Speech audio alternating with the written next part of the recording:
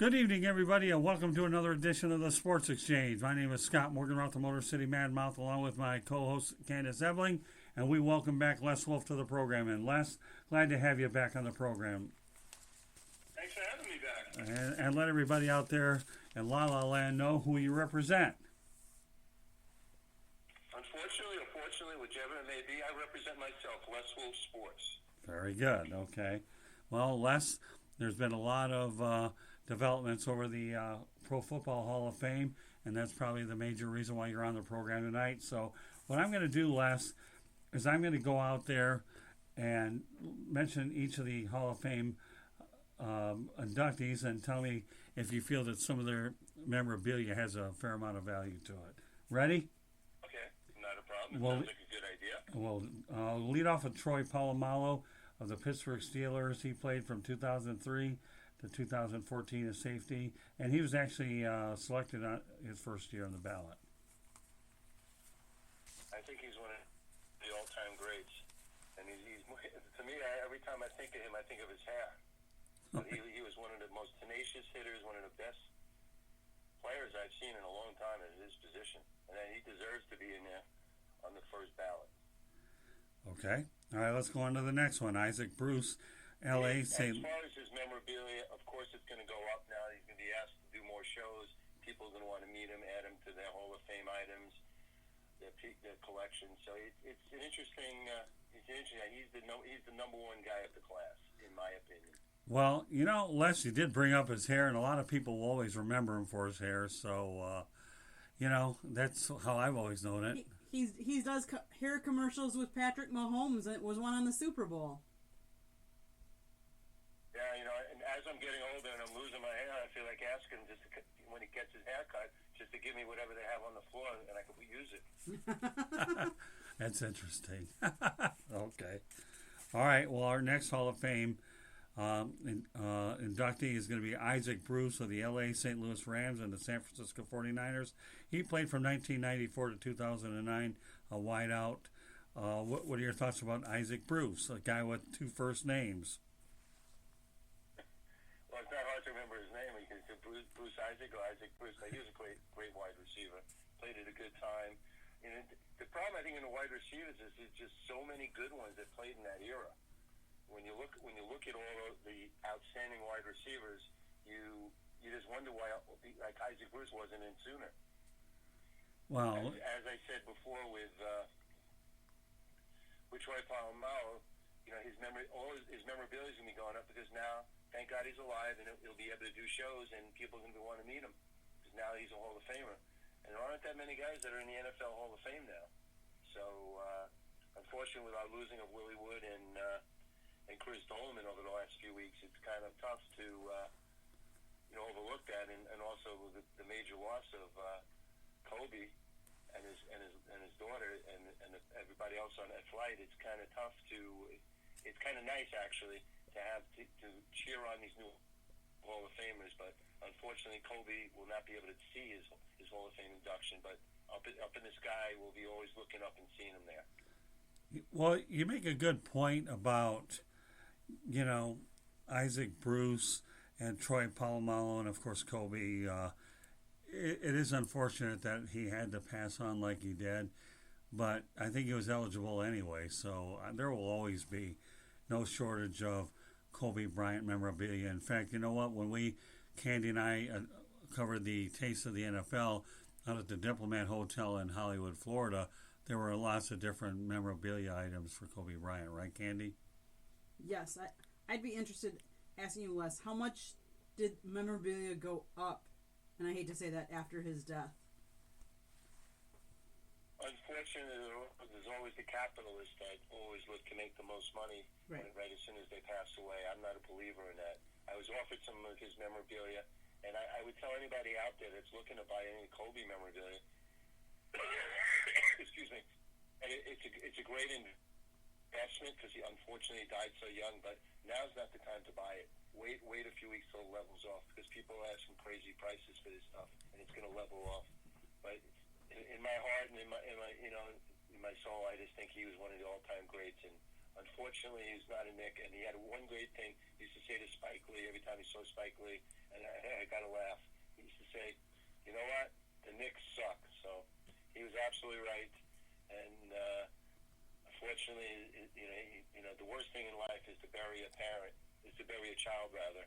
And not only did his wife have to bury a husband and a child, to me that's the ultimate hardest thing in the world to do. And I give her the utmost respect, and the whole Laker family. Even though I'm a Knicks fan, I give them the utmost respect for what they're doing and how they're handling it. Okay. All right, let's go to the next NFL inductee, Edgerrin James. He played for the Indianapolis Colts, Arizona Cardinals, Seattle Seahawks. His career spanned from 1999 to 2009, a running back who did actually last 10 years. So what are your thoughts about Edgerrin? Played with Peyton Manning. Same thing as Isaac Bruce. He was that era of the great wide receivers. That there was just so many great ones. Right. Well, when you have running backs and you have wide receivers, and as you just alluded to, obviously you have to wait your turn. And some of these guys, if they're not inducted right away, they get highly upset, like Terrell Owens, but he ultimately got in, and he was a rebel with a cause. But these other guys are just appreciative of the fact that they went ahead and indeed got in. You know what it is? And unfortunately, I got to look at it as a Jet fan. Unfortunately, Winston Hill deserved to be in a lot sooner than wait until after he passes away. He was the ultimate player for the Jets. Never missed a game. He was great.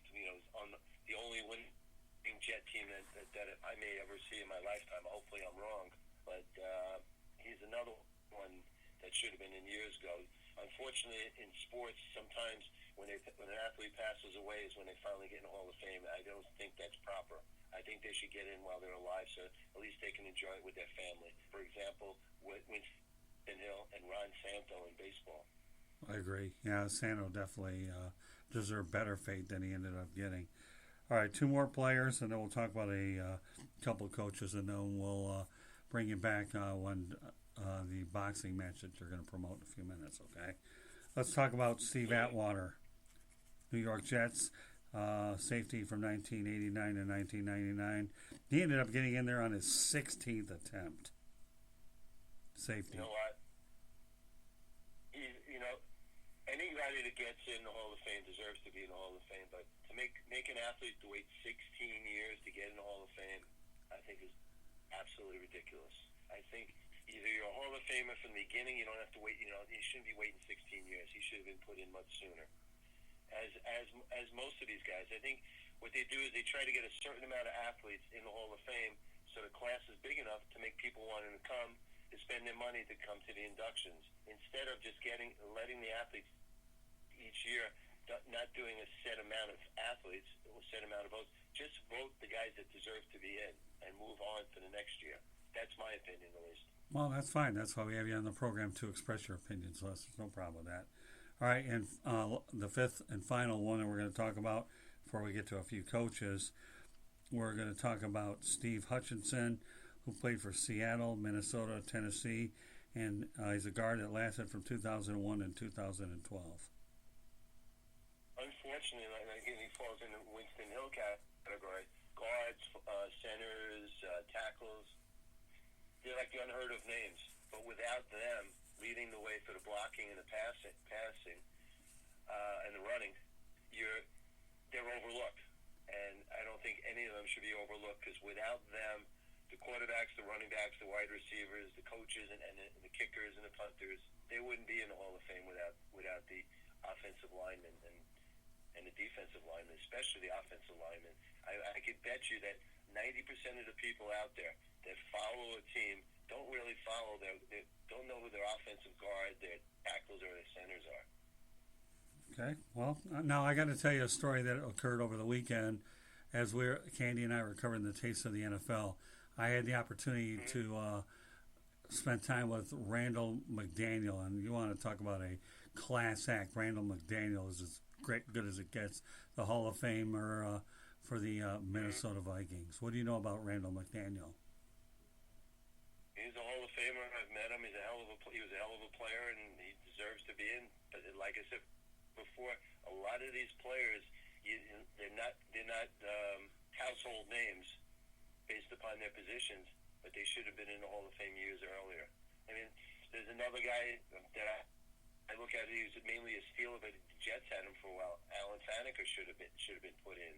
You know, you don't waste time. You know, that he's another Jet that should have been in there. I'm a little partial to my Jets, but I'm also partial to the athletes and the players that gave up their bodies and their souls and their families just to play a sport, and they should be rewarded by being in the Hall of Fame. If their statistics are good enough, they should be in the Hall of Fame. And I think there's a lot of guys.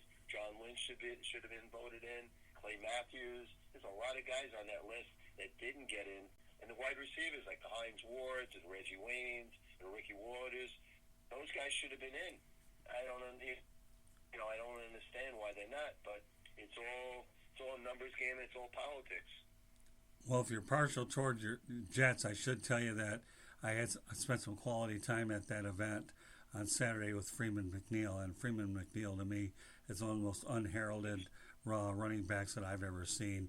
And I told him I appreciated everything that you brought to the position, not only from a rushing standpoint, but your ability to be an effective wide receiver as well, or a receiver out of the backfield, I should say. He was terrific. Yeah, he was. Unfortunately, our teams weren't that good, but he was terrific. And that's another thing. You don't often see players get in the Hall of Fame that played on lousy teams that never won anything. You very rarely see that. Unless you're a Barry Sanders. He's the Jim Brown of his era. Yeah, no, I know. Well, like I said, very rarely. Okay, and two coaches I want to address while we have a few more minutes here on your segment. We're going to go over to Jimmy Johnson. And Bill Cowher. You got it. All right, talk about Jimmy Johnson. Jimmy Johnson had to work for you-know-who in Dallas, and he did a hell of a job. And Mr. Jones is a great owner, but he's a little too hands-on. Right. He produced Jimmy Johnson. You know, when you have a team like Troy Aikman, Emmitt Smith, and Michael Irvin, it's kind of hard not to win, but you have to have the rest of the team go on. And Jimmy Johnson did a hell of a job. I just wish the Jets would have gotten him. Unfortunately, my Jets always make the wrong choices. Well, so do the Detroit Lions, but that's beside the point. But Jimmy Johnson, you have to remember, too, that he should have won a third championship ring, but Barry Switzer got a gift off of Johnson's team, and Jimmy Johnson pulled the biggest heist when he peddled Herschel Walker to the Vikings and got a handful in return, and we all know who. All those draft picks, yes. Yeah, all those draft choices for sure. So, well, that's what built the dynasty there. Oh yeah, no doubt about that. And last but not least, we talked about some Pittsburgh Steelers. We started off with one. Now we're going to end one. Yeah, Bill Cowher. Go ahead. Why didn't he get in the Hall of Fame earlier? Why did he have to wait? It's $1 million question. I don't know, but he got in nonetheless. Well, then I have another question. I got a question for you. Go ahead. Why did one person not vote for Derek Jeter and not have the decency to come forward and tell people why and identify himself, his or herself? Because he didn't want to get shot. Because Derek Jeter should have been in. It's not a matter of being shot, though. I would just like to know the reason why. Well, never know because it's anonymous. But I think you're right. I know where you're going with this. Yeah, I mean, that's why I posted earlier on some of the social medias. Will Derek Jeter be unanimous? And unfortunately, he wasn't, but he should have been. By far, in my lifetime that I've been following the Yankees for over 60 years, I got to tell you, Derek Jeter epitomized Yankee pinstripes, and he was one of the greatest Yankees of all time. Class act all the way. Right. You can't find too many athletes nowadays or in the past that were as classy as he is and will always be. And for someone not to vote for him, they must have had a bug up their ass for some reason. I don't know what it was, but they got to live with themselves. Yeah, well, bug up their ass. They're probably from Boston, for all I know. But yeah, Derek Jeter, a Kalamazoo product, Kalamazoo, Michigan. I think that Derek Jeter should have been easily 100% of the vote. So there's no doubt about that. There's no debating. Here's a guy that he's the only player in Yankee history that had reached the 3,000 hits mark. he hit 3,000. Other ones that have been with the Yankees never eclipsed that mark without being on another team. So he was a captain. He was a sign of stability, and he proved to the Yankees and George Steinbrenner that you can grow and build from within. Candy, Did what you you know that they were going to, when Gene Mike was the general manager, Steinbrenner was suspended, that they were going to trade Mariano Rivera for a shortstop because they didn't think Jeter was going to be good enough. Right. You know that? Well, I believe that. Candy, you have any thoughts about Derek Jeter at least not getting in on the first unanimous vote? I was really surprised. I was shocked. I mean, everybody knows how good he is and how good he was, and what he meant to that team and what he brought to that team. So I was shocked, but it is what it is. They don't ask us non-baseball writers to vote, so it must be some reason out there. I don't know what it is, but it might have been Pedro Martinez. No, I'm only kidding. Yeah, right. That's for sure. No, I don't understand that. I really don't. But then again, sports, we never understand why things happen. I agree. We just hope that all these writers and fans and everybody, you and I, and everybody does the right thing. But if anybody has always done the right thing, it's Derek Jeter. I've met him numerous times. He's always been a class act and a nice guy. Well, you can't say that about a lot of current athletes nowadays. Yeah, I'm actually glad he's in Miami. So if I ever get to the Marlins game, I would love to talk to Derek Jeter. I think he's the type of guy that seems to be down to earth. And I'll tell you another thing about Derek Jeter. I think he's going to do a fabulous job with the Marlins. He had to eliminate a lot of dead money and try to rebuild internally. So for those people he that did a great job. He dumped Stanton on us. So even though Stanton's a great player, he's either feast or famine, strikeout or home run. So I would have rather not tied up so much money on salary cap. Right. I'm thinking I like it when they sign these free agents, but I don't like when they tie up 10 years or 8 to 10 years on players that they're paying exorbitant amount of money that they know that the last 3 or 4 years of their contract they're going to be stuck with and they're not going to be productive. Oh yeah, no, you're really totally on board with that. I've always wondered at the back end of those contracts, whether it's a Miguel Cabrera, Albert Pujols, just to name a couple, that you bite the bullet later on, and I think that to me validates everything you're saying. So, and what kind of looks like Mookie Betts is going to be going to L.A. Oh, does it really? Why that trade is starting to really close on the trade? Are they really nice? Yeah, from what I heard, also David Price is also going to be involved in that. I've get rid of some. Yeah, I've heard that that would remind me of when the Tigers and the Marlins dealt when Miguel Cabrera, but then that Tigers had to take on Dontrell Willis. It's like you got to take him too and add more salary, and if you want a player bad enough, this is what you have to do. With every good player you got to take something that's not so you got to take some contract. I mean, I think that they were trying to get their number one draft pick, the Dodgers, their number one farm guy. So I think they're going to get Alex Verdejo as part of the package. Oh, is that right? I mean, yeah, the Dodgers actually should have won it if not for the Astros. What they did, and I feel bad for them. And the Yankees should have been in there against the Dodgers, so it would have been an interesting series. And CC Sabathia should have actually deserved to win in his last year. And I did predict that from the beginning of the year that I thought the Yankees were going to win. And he would have been one of the first Yankees ever to come in on his first year as win a World Series, and his last year to go out and winning World Series player. But it wasn't meant to be because, unfortunately, cheating was allowed. Yeah, it's funny how you bring that up, Les. I was certainly pulling for a Yankees-Dodgers series, just like I was rooting for a Packers and Chiefs Super Bowl. It certainly would have brought back. I was also. Yeah, were you? It would have brought back memories of yesteryear, but wasn't meant to be. Who knows? Maybe maybe next year. I wouldn't see any reason to think that those matchups couldn't exist. But I can tell you one thing about the Boston Red Sox.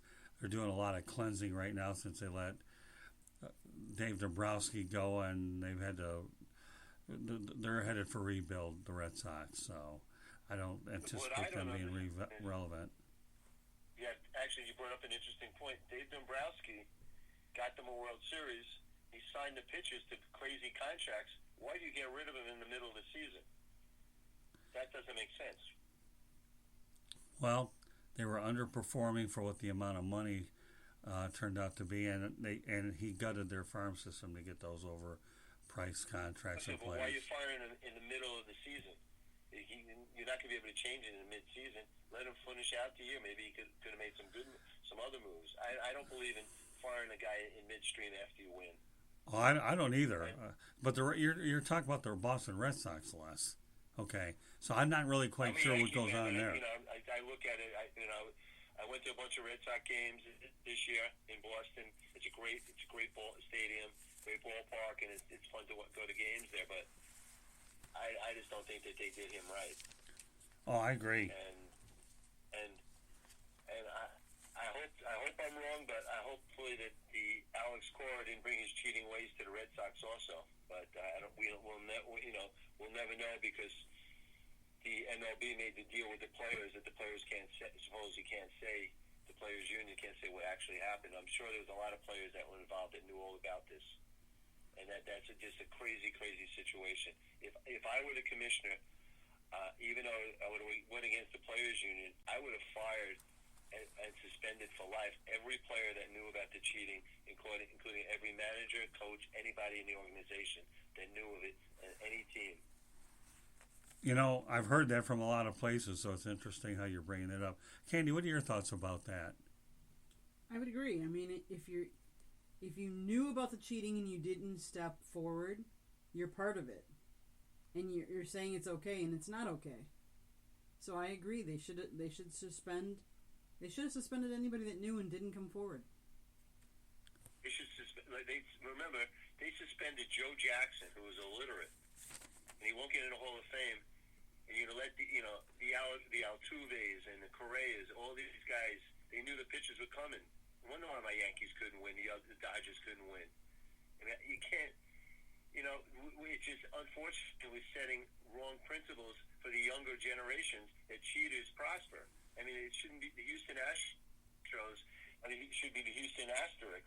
And Houston, they should have taken away that title. That's what I think. And Crane, the owner, what did he do? He just got rid of the manager and the general manager. And he actually hired one of my favorites and a good friend of mine, Dusty Baker. And Dusty should be in the Hall of Fame.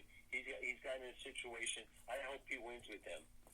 Not against my Yankees, but I just hope he wins because he deserves it. He's a great guy, and he's an honest guy. And you put him in a situation like that, he'll take care of it. But what happened in the past should never have happened. When you had those cameras, you had the monitors broken, you had the garbage cans, you had all that stuff going on. Come on, really? I mean, you make a deal. The commissioner makes a deal with the MLB to let the players but you get rid of the manager and the coach. Come on, really? Yeah, well, we'll conclude on this note, okay, Les. Sure. I agree that Dusty Baker, I'm glad that the Astros hired him. He will definitely be a calming influence for the Astros. I think he got a 1-year deal with a 1-year option, so at the age of 70. So, I think that was probably unquestionably the right hire. I have to ask you this, so. Why it took him so long to hire him? Well, they weren't sure what they really wanted to do. 1 minute, Buck Showalter was the guy that was being bannered around. But in the end, I think Baker was right hire. But I got another minute to go, so I want to ask you this. Buck Showalter's out there. You're a New York Yankee. Do you think that he'll land with the Boston Red Sox, or would you have any guess as to who the Red Sox should hire? Showalter was a great manager. If not for him, Torrey would not have walked into all those titles because right. Showalter built that team. Well, not only that, he built the Diamondbacks from scratch, and Bob Brenly got the ring. So you're right on not 1 but 2 points. I mean, I think Showalter is a great manager. Great, he's top of the list. But I think the problem is that he wants total control of everything, and I don't think the Red Sox are about to do that. But if I were the Red Sox, yes, I would have definitely hired Showalter. Showalter can manage any team in the major leagues now and do a great job. And get one other thing, Joe Girardi, that the Cubs, Phillies. Who took Joe Girardi? Yeah, The Phillies. Yeah. The Mets had business to hire him from the beginning. He wanted to go there. Yeah, and they went and they got Beltran. So, yeah, and now they got Rojas. So, Rojas is an interesting trivia question. Do you know who his father is? Yeah, Felipe Lou, isn't it? Yes, it is. How about that? I think he'll do a good job. I hope so. I want to see another Subway Series in New York. I don't know if I'll be alive or around to see it, but I want to see another one. Okay, well, I'll tell you what, on that note, Les, thank you very much for being on the program tonight, and Thank you, my pleasure. We'll bring you on. Go ahead and tell us when you want to come back on. I believe it's when Deontay Wilder. 22nd, I want to be on the air to tell you what round Deontay Wilder is going to knock out Tyson Fury. Well, guess what? There will be no doubt about it. There will be no long counts. Then we have a date with Les Wolf for that show. But meanwhile, Les, once again, thank you for being on the show, and look forward to... Thank you for having me, Scott. Hi, Candy. Have Thanks. a great evening, the two of you. Be well. Thanks. Speak to you soon. Thank you. Thanks. Bye. You too. Thank you.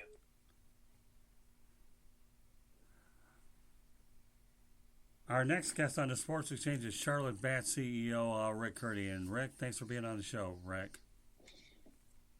Thanks for having me on here again. I appreciate it. Oh, it's our pleasure. Hi, Rick. How are you?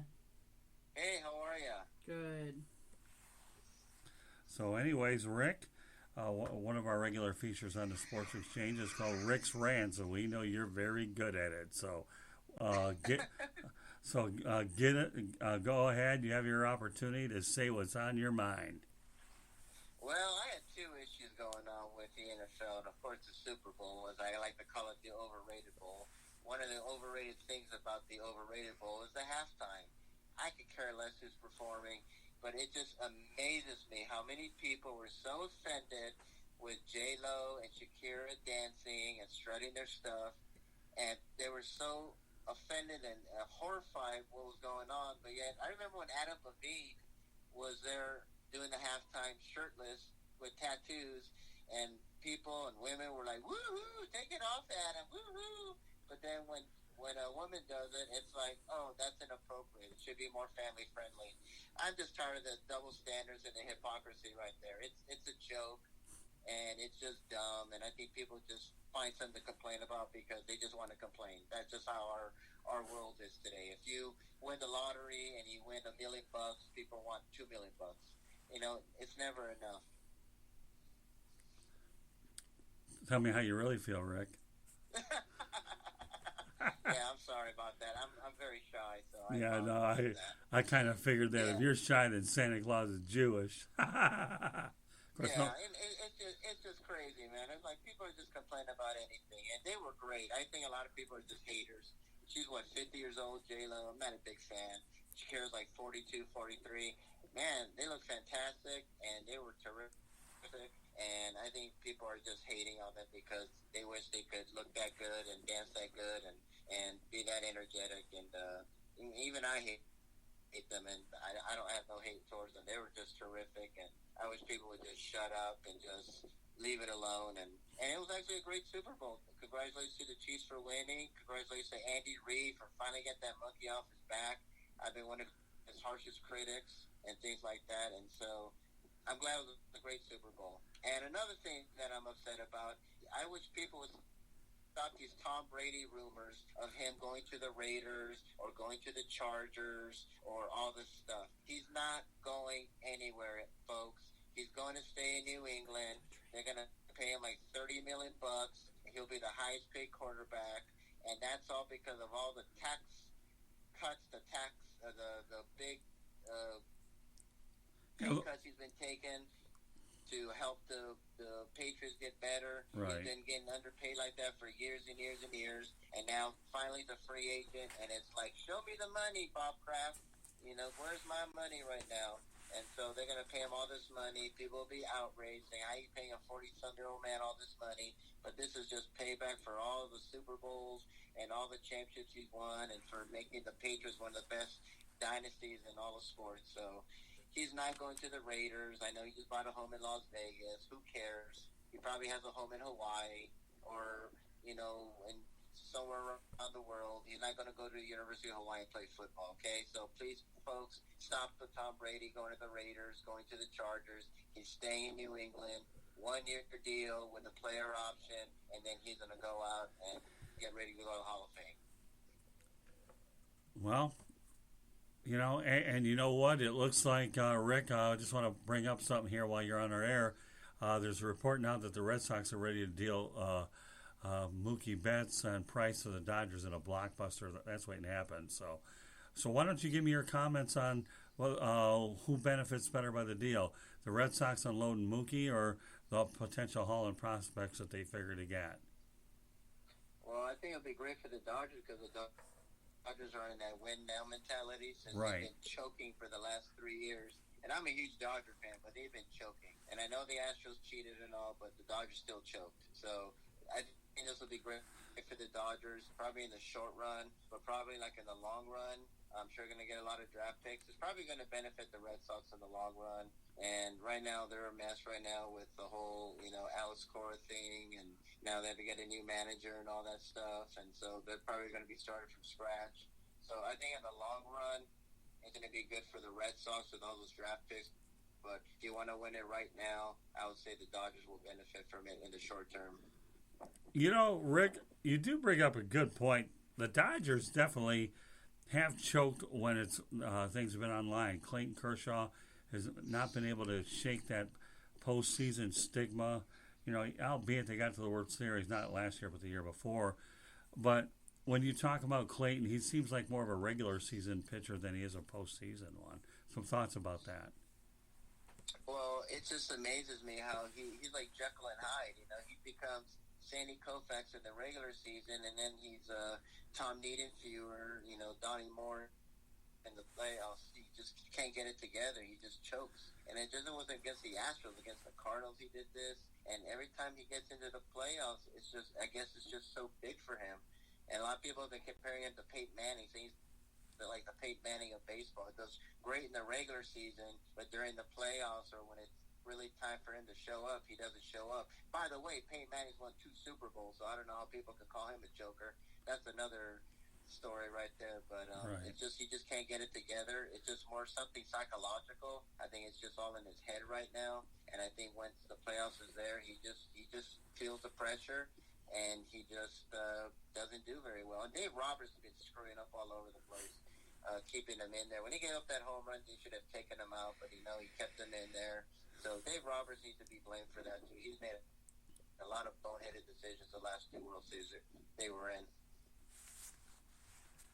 Well, Rick, you said a mouthful with a lot of different points there. I would agree. Dodgers have been choking lately. Wrong calls, wrong plays, not pulling people out when they should. Kind of like, I hate to say this, but I'm going to say the San Francisco in the Super Bowl. I think in the fourth quarter they went away from the offense that got them there, their running backs, and they decided that Garoppolo could throw it to get the first downs. And I don't even care when they were behind a little bit. You don't get away from what got you there, because that was not Jimmy's arm that got him there. Jimmy only threw 8 times against the Packers, and they beat the Packers 2 weeks prior. They did it with the running back. With Mozart, who got over 220 yards against the Packers. I said it was their running game, and they got away from it. And that, the teams, the coaches need to realize you can't get away from what got you there. Scott? Oh, I agree. They just stopped running the ball. I don't know what Kyle Shanahan was thinking. I don't know if he just thought it was in the bag, and I don't know what it was. That's the second time where he's kind of screwed up in the Super Bowl. Who could forget the Falcons and Patriot one where they had that game and they choked that one away too. So the last 2 Super Bowls Kyle Shanahan's been in wasn't his best, and it's unfortunate because I thought they would win, but you got to give it to Andy Reid. You got to give it to Pat Mahomes and the Chiefs. They found they found something that would work for them, and they just they came back and won the game. So you got to give props to them. But Oh, yeah. I agree, Kyle Shanahan really dropped the ball on this one, and it's kind of one of those. What were you thinking? Why did you stop doing that? So I don't know. All I can guess is that maybe he wanted to show people that Garoppolo was this great quarterback, and But he's not. It's not. It was the defense that took him to Mm-hmm. took him that far. Well, So, Rick, Rick, it's unfortunate. the score I had him predicted all over the place, Rick, is that San Francisco would win 21-17. Is there a developing situation in Charlotte in the background? Oh yeah, it's just a lot of craziness. I guess some accidents going on. You know how it is here in Charlotte. I'm actually outside enjoying my day, so little rain right now. But yeah, it's wild and crazy out here in Charlotte. But that's what you get when you're a big, fast, growing city like we are. That's funny. Well, at least you're complimentary of Andy Reid and Patrick Mahomes. Mahomes obviously is notorious for getting off to a slow start, but obviously he picked it up, and when the game was on the line, he delivered in key places. So let's talk about your thoughts about Andy Reid. It took him a long time. I think 222 wins before he got the Super Bowl win. And I was in Jacksonville when he went ahead and fell short to Tom Brady and Belichick. So, it's really good that now Andy Reid's legacy is cemented with that Super Bowl win, and Kansas City ends a big 50-year drought. Yeah, congratulations to him. I've been calling him the Marty Schottenheimer of the modern era, and he's a great regular season coach. But when it came to the playoffs, he would choke, and he proved me wrong. So I think this cemented him going to the Hall of Fame. I think it was always a question mark whether he was going to go or not. Well, I think this cemented it that, he is probably going to go to the Hall of Fame now. And he did a great job. I'm really happy for him because he's been coaching for such a long time and has come close on a couple of occasions. And he did it. He won the Super Bowl, and congratulations to him. Yeah, I mean, that was definitely an unbelievable story that he was able to do that. So, all right, so Patrick Mahomes has one Super Bowl under his belt. Do you think this is the beginning of potentially more? It's hard to predict dynasties too, though, Rick. But here's a kid so young. But I have to ask the question. Yeah, I mean, it could be. We don't really know. I mean, I think with the era that we're in today, with all this free agency, a lot of people, they leave. It's rare to see a player stay with a team for so long now, and most people just, I hate to say it, it's all about the money. And if the Chiefs don't pay them, they can go somewhere else and get more money. So it's hard to determine that because people up and leave so much during free agency, and he could potentially leave too if his contract runs out. And so it's hard to tell, but if he keeps doing what he's doing, I could see him winning 2 or maybe 3 Super Bowls, and he can go down as one of the greatest quarterbacks of all time, or he could blow out a knee and he'd be one of those question marks like what if. So but if he remains healthy and keeps doing what he's doing, I could see him winning another couple Super Bowls. Yeah, the one thing I will say about the NFL, though, Rick, it's not the big market versus small market for the most part, because everybody knows what the salary cap is, so it's really how you spend your money more so than anything else. Where baseball, you have the big market, small market, really does come into play. But with the revenue sharing involved and so forth, it just becomes a totally different animal. And as a result, I think you should be able to retain dynasties. Candy, you being from the Wisconsin area, about the big small market approach. What are your thoughts about the way things are handled in the NFL? I think you don't see, if you have one of the elite quarterbacks, I think teams tend to find ways to keep them. I think more in the other positions you find more movement than you do in like the quarterback position, unless you think they're on the downhill, maybe the end of their career. Brett Favre, he left the Packers. Peyton Manning left.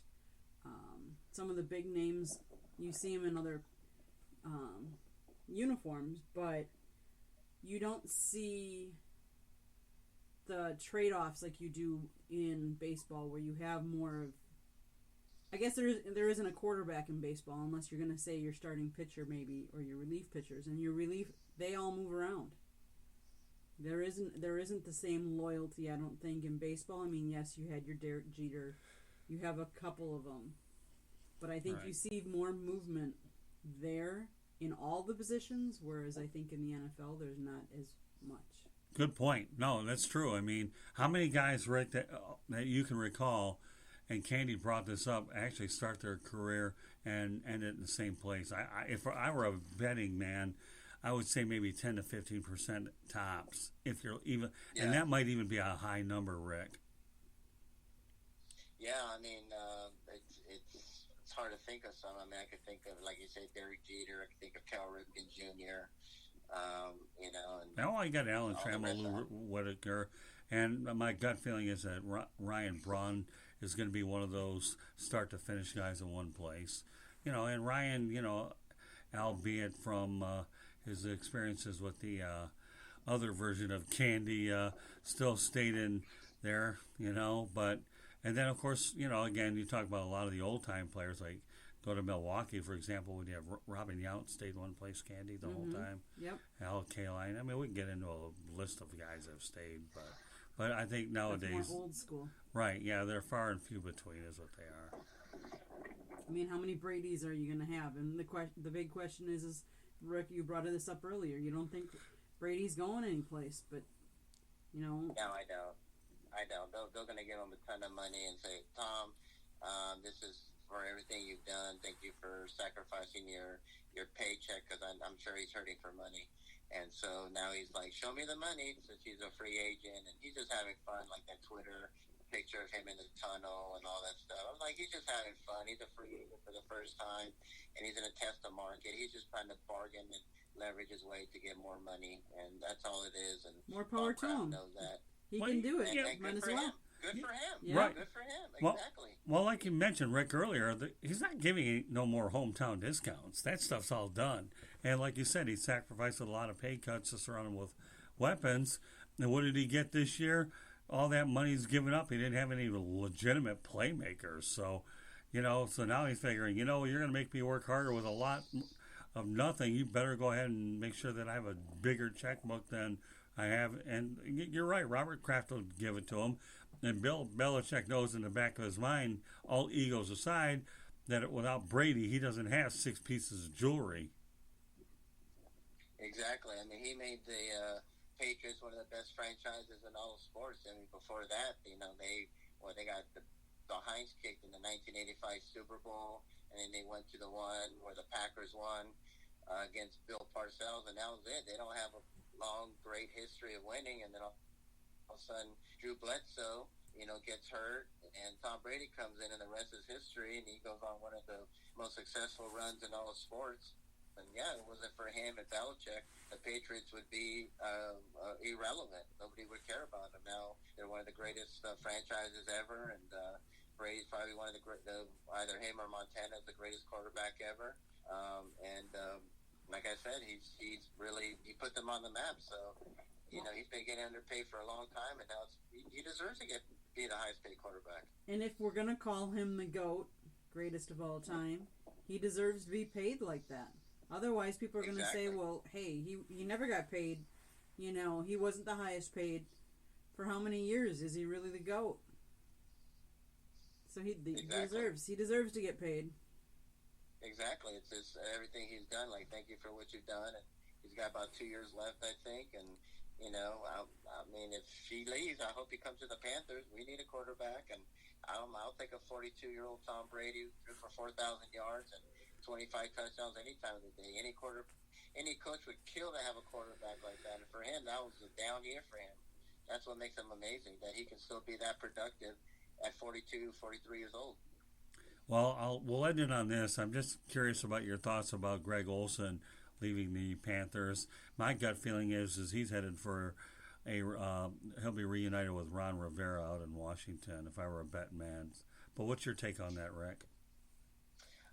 Well, he actually came out out today, and he said that when I said that we were leaving we decided to part ways. Well, we really didn't. It wasn't really my decision to part ways. So now, right now, it's kind of throwing a little bit of shade out to the Panthers right now. So, I heard that he might go to Washington, but he would be a great analyst for football. I know he's going to do some color analyst position for the XFL when that starts this week.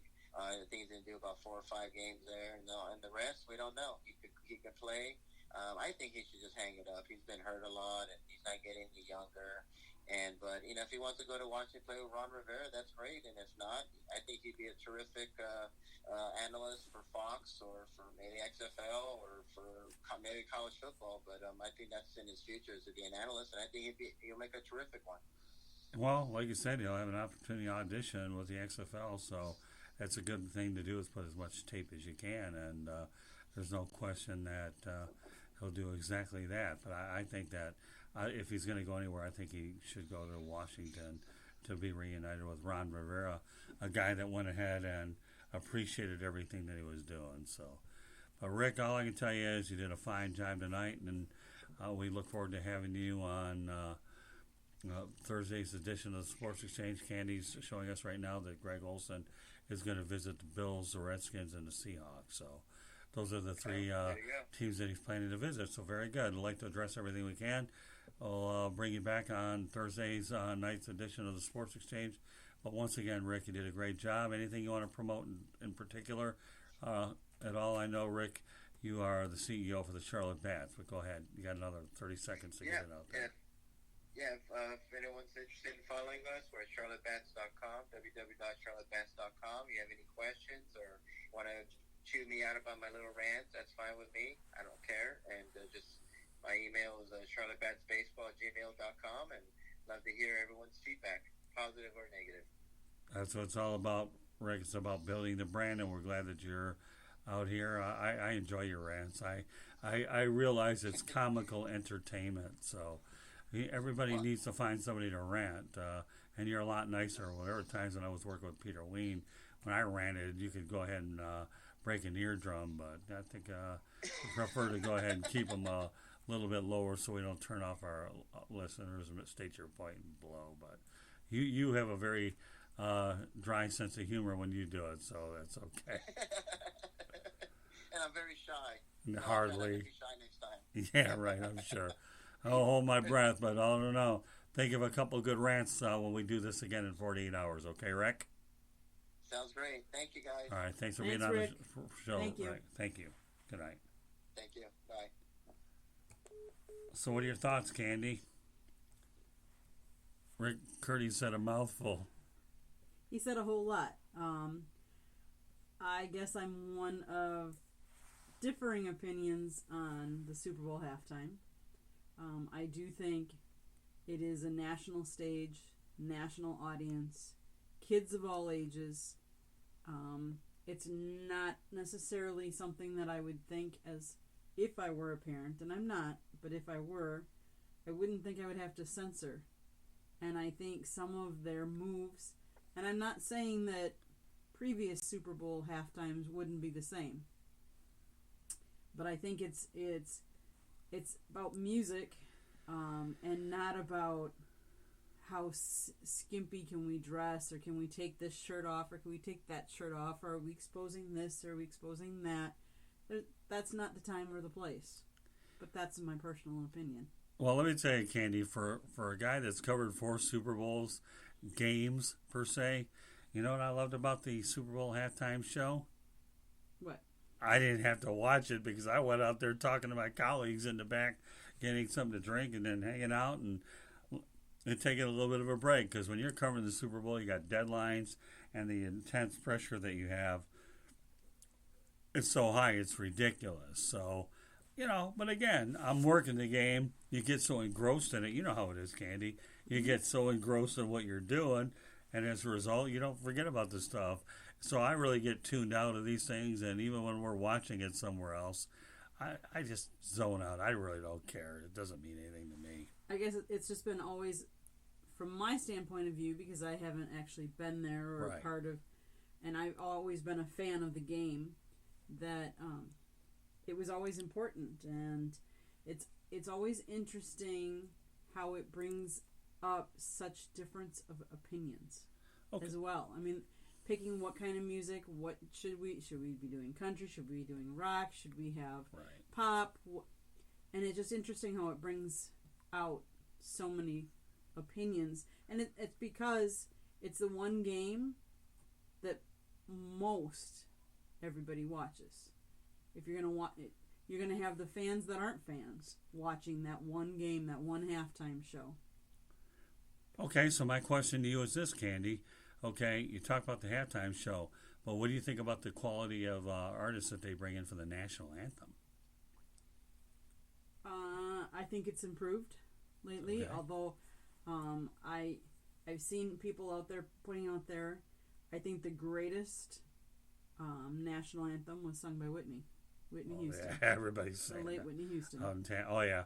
I mean, I have touch hers. I have it on YouTube, and I like to listen to it once in a while because I've always thought Whitney Houston had a voice of gold, and she did it at the old Sombrero Tampa Stadium. And you're right, no debating that. It's just so who can really top it? Probably not anybody. I don't think so. Yeah, I agree. It's not. That's so. Yeah, and then of course you have God Bless America, and I know they've had a lot of interesting artists that have brought in. I think that was it. Shania Twain, I think, has done it. Leanne Rimes, some of the other ones, and they're really good too. Right. Demi Lovato went ahead and sung Sunday's national anthem. She did a very good job. Right. So, I thought. Yeah, I think she always brings it to the table. So, but meanwhile, you and I in a little while we're going to talk about our experience over at the Taste of the NFL that we had an opportunity to cover out at the Diplomat Hotel. Meanwhile, as we continue to go through the show, anything that stood out so far? No, I think we're doing quite good. The Super Bowl, we talked about the halftime. We could talk about the commercials. I thought they were improved upon from previous years. I thought there was some really funny ones in there. $5.6 million for a 30-second. It's a lot of money. Yeah, what do you think $5.6 million would buy us out in Kenosha, Wisconsin? That would buy us a whole heap of a lot. But, yeah, $5.6 million for 30 seconds. It's amazing how that number has gone skyrocketing from the days of old, Right. What are your thoughts? We can definitely live pretty well, that's for sure. Meanwhile, our next guest is a columnist of the South Florida Tribune, and I welcome Damon Knight to the program. Hi, Damon. How are you? We're doing really great. Good. How about yourself? Doing pretty well.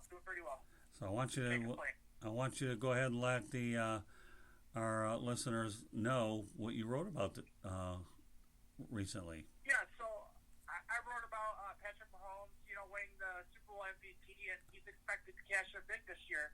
You look at his stats that he had in the game. It was 26 for 42 yards, 42 on passing attempts with 286 yards passing.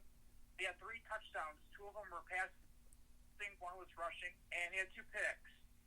He's the third quarterback to win the Super Bowl MVP besides Terry Bradshaw and Tom Brady to ever win the MVP with multiple picks in a game. But he's a great player, and he's expecting to cash in. He's supposed to get a 5-year deal worth $200 million. Yeah, well, I think he's worth every dime of it, don't you? Oh, yeah, for sure. You just look at his overall production and what he's done at a young age. He's revolutionized the game the way that Steph Curry has in the NBA with the three-point shot. He's beating players with his legs. He's beating players with his arm. He's finding Travis Kelce when he's open. He's finding Tyreek Hill like we saw in the game that led the game-winning drive. And he's just an unbelievable talent. You know what I mean? Like, I can't believe how many teams passed up on him in the draft. It's insane. We could have had him. You know what I mean? So, it's bad.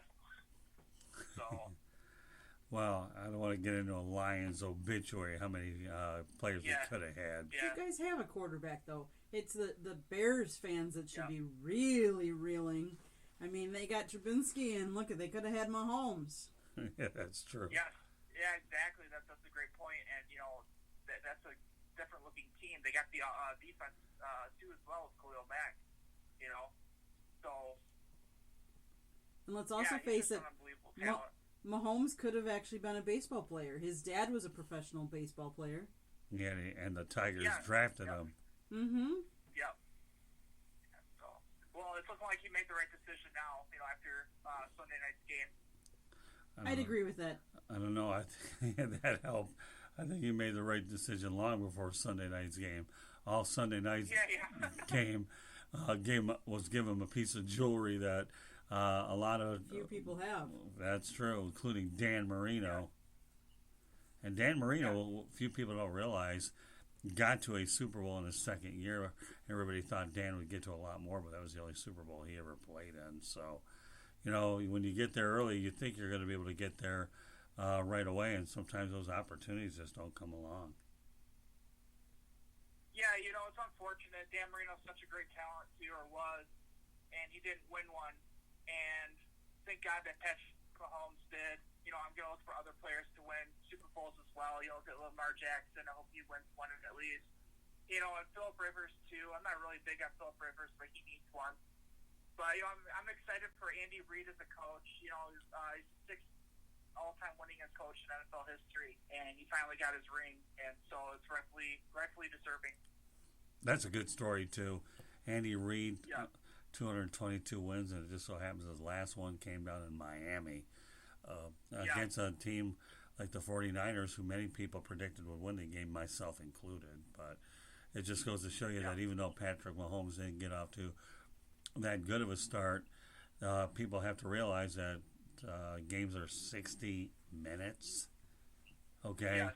So I don't know what you had in the first 45, but he certainly made sure there was plenty in the last 15 or within 15. So, but the difference with Dan Marino and Mahomes is Dan Marino was more statistical oriented, and when Jimmy Johnson came in to coach the Dolphins, Jimmy wanted a running attack in the worst way, and Dan Marino resisted the idea. And the Dolphins, had they have had a balanced attack, there's no question. I think Marino could have had a chance at it. I know that they weren't on the best of terms for a while either. But remember, Jimmy's got the rings, and Dan Marino was ringless. Yes, exactly. You gotta have a balanced attack. You look at the Lions. We have Stafford, but we don't have a running game, and that's killing us. You gotta wear the defense out another way than just passing. So their secondaries.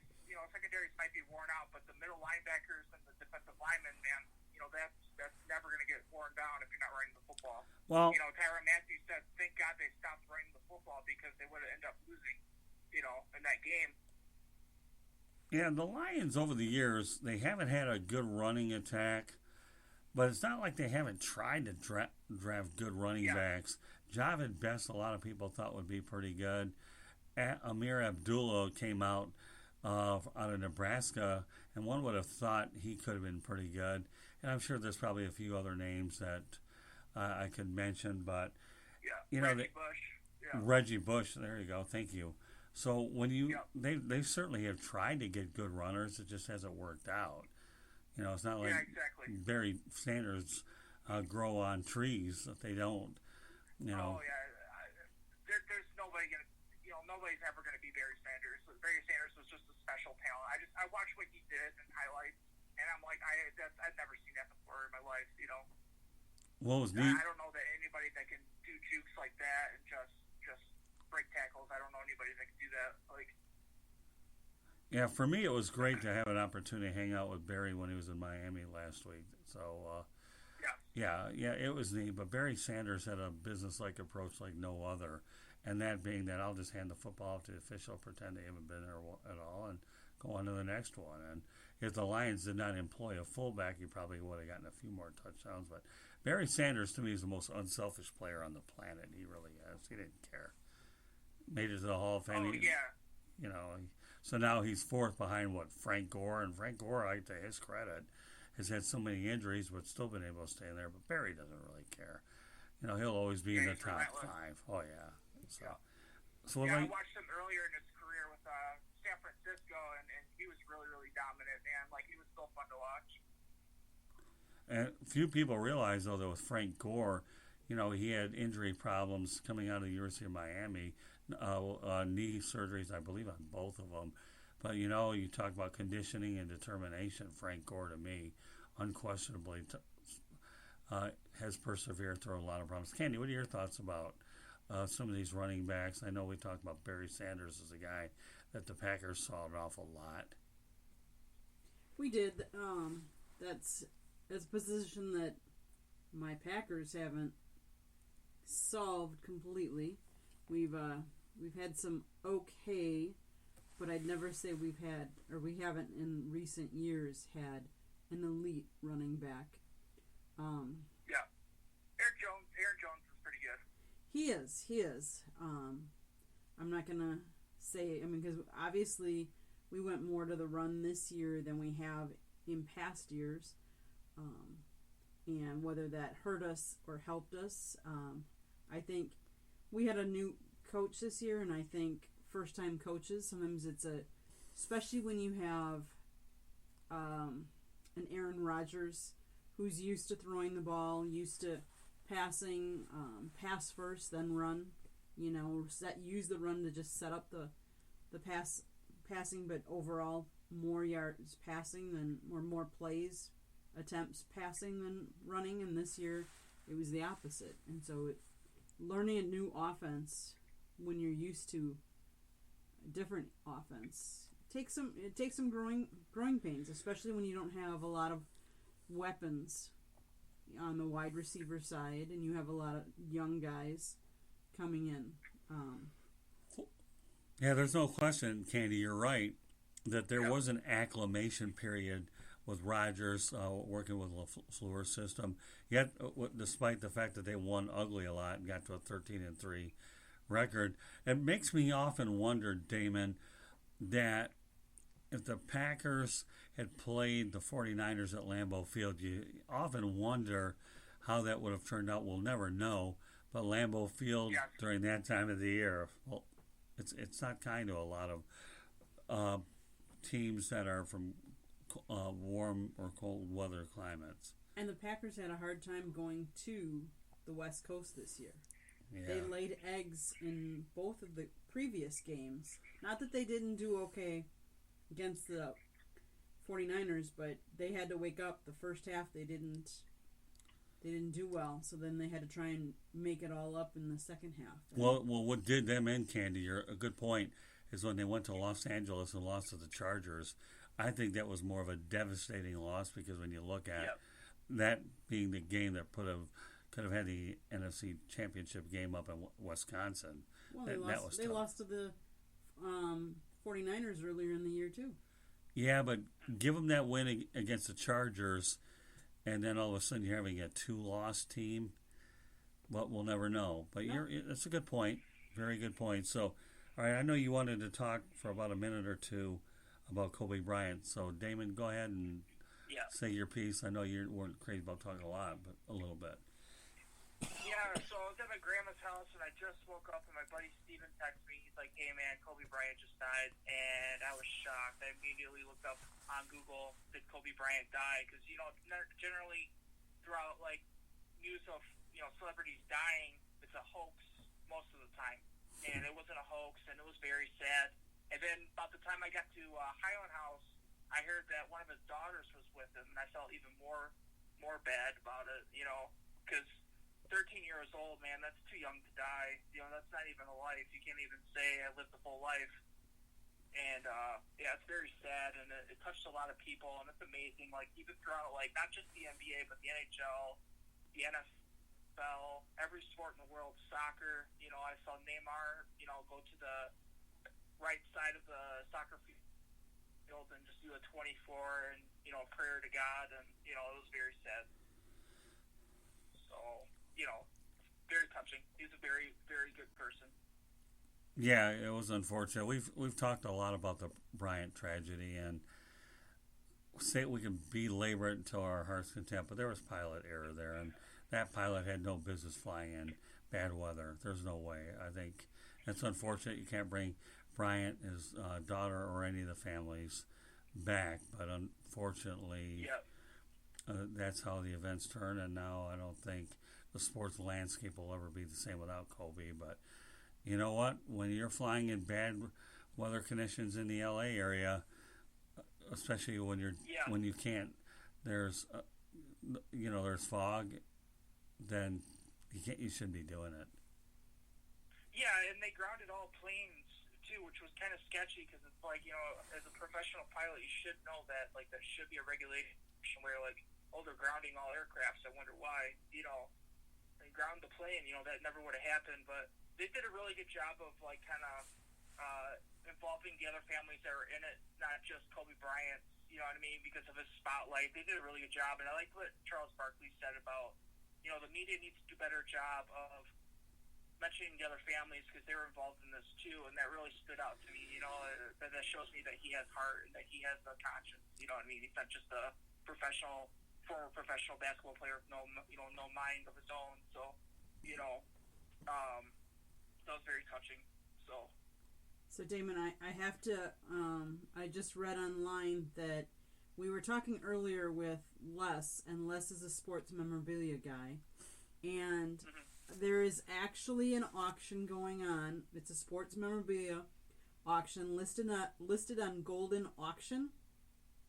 Auctions, okay. It actually has the NBA stat sheet that Kobe Bryant signed his scorecard for the game. He had the 81-point game, and it's been put up on sale. And it's an 8x10 white piece of paper autographed by him following his legendary game.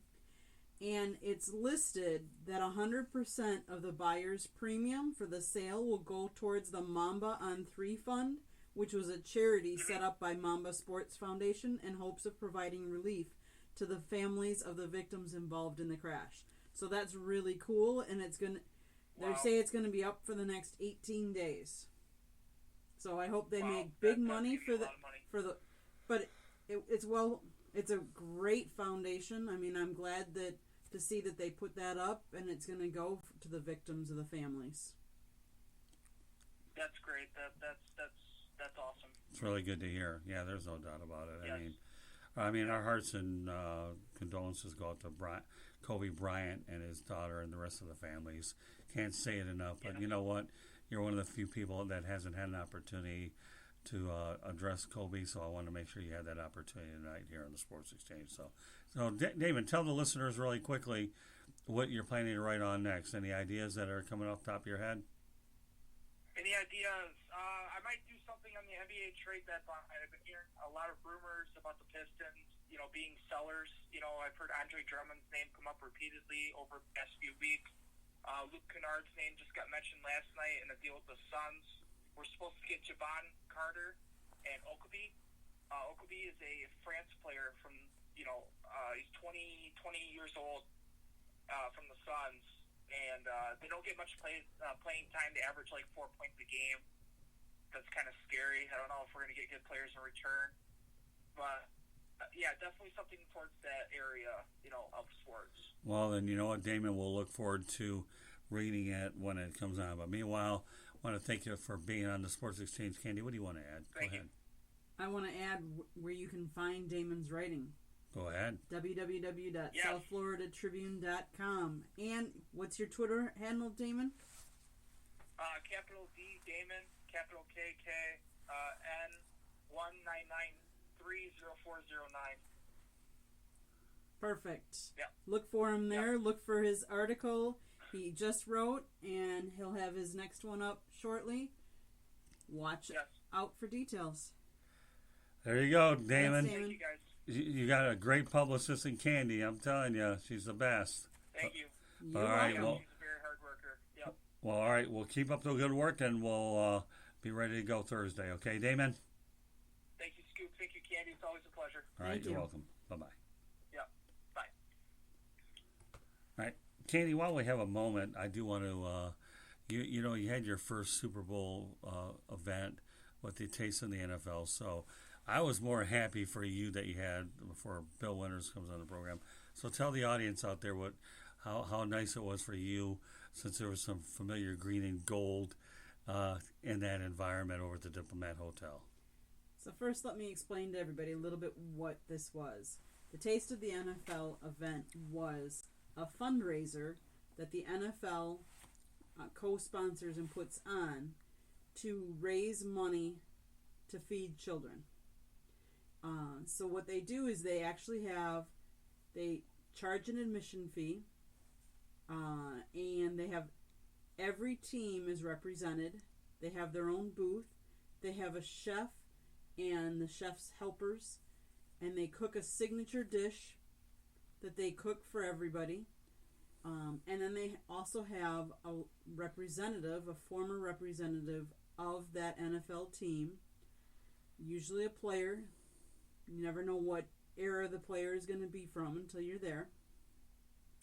And you walk around and you eat and you talk and you sign and you take pictures. It was amazing how one-on-one you could really get up and talk to these former players. They have, like I said, every team was represented. They even had some players walking around that weren't at the booths. We met up with Charles Woodson. Yeah. We met up with McDaniel. Oh, Randall McDaniel. Right. Who else?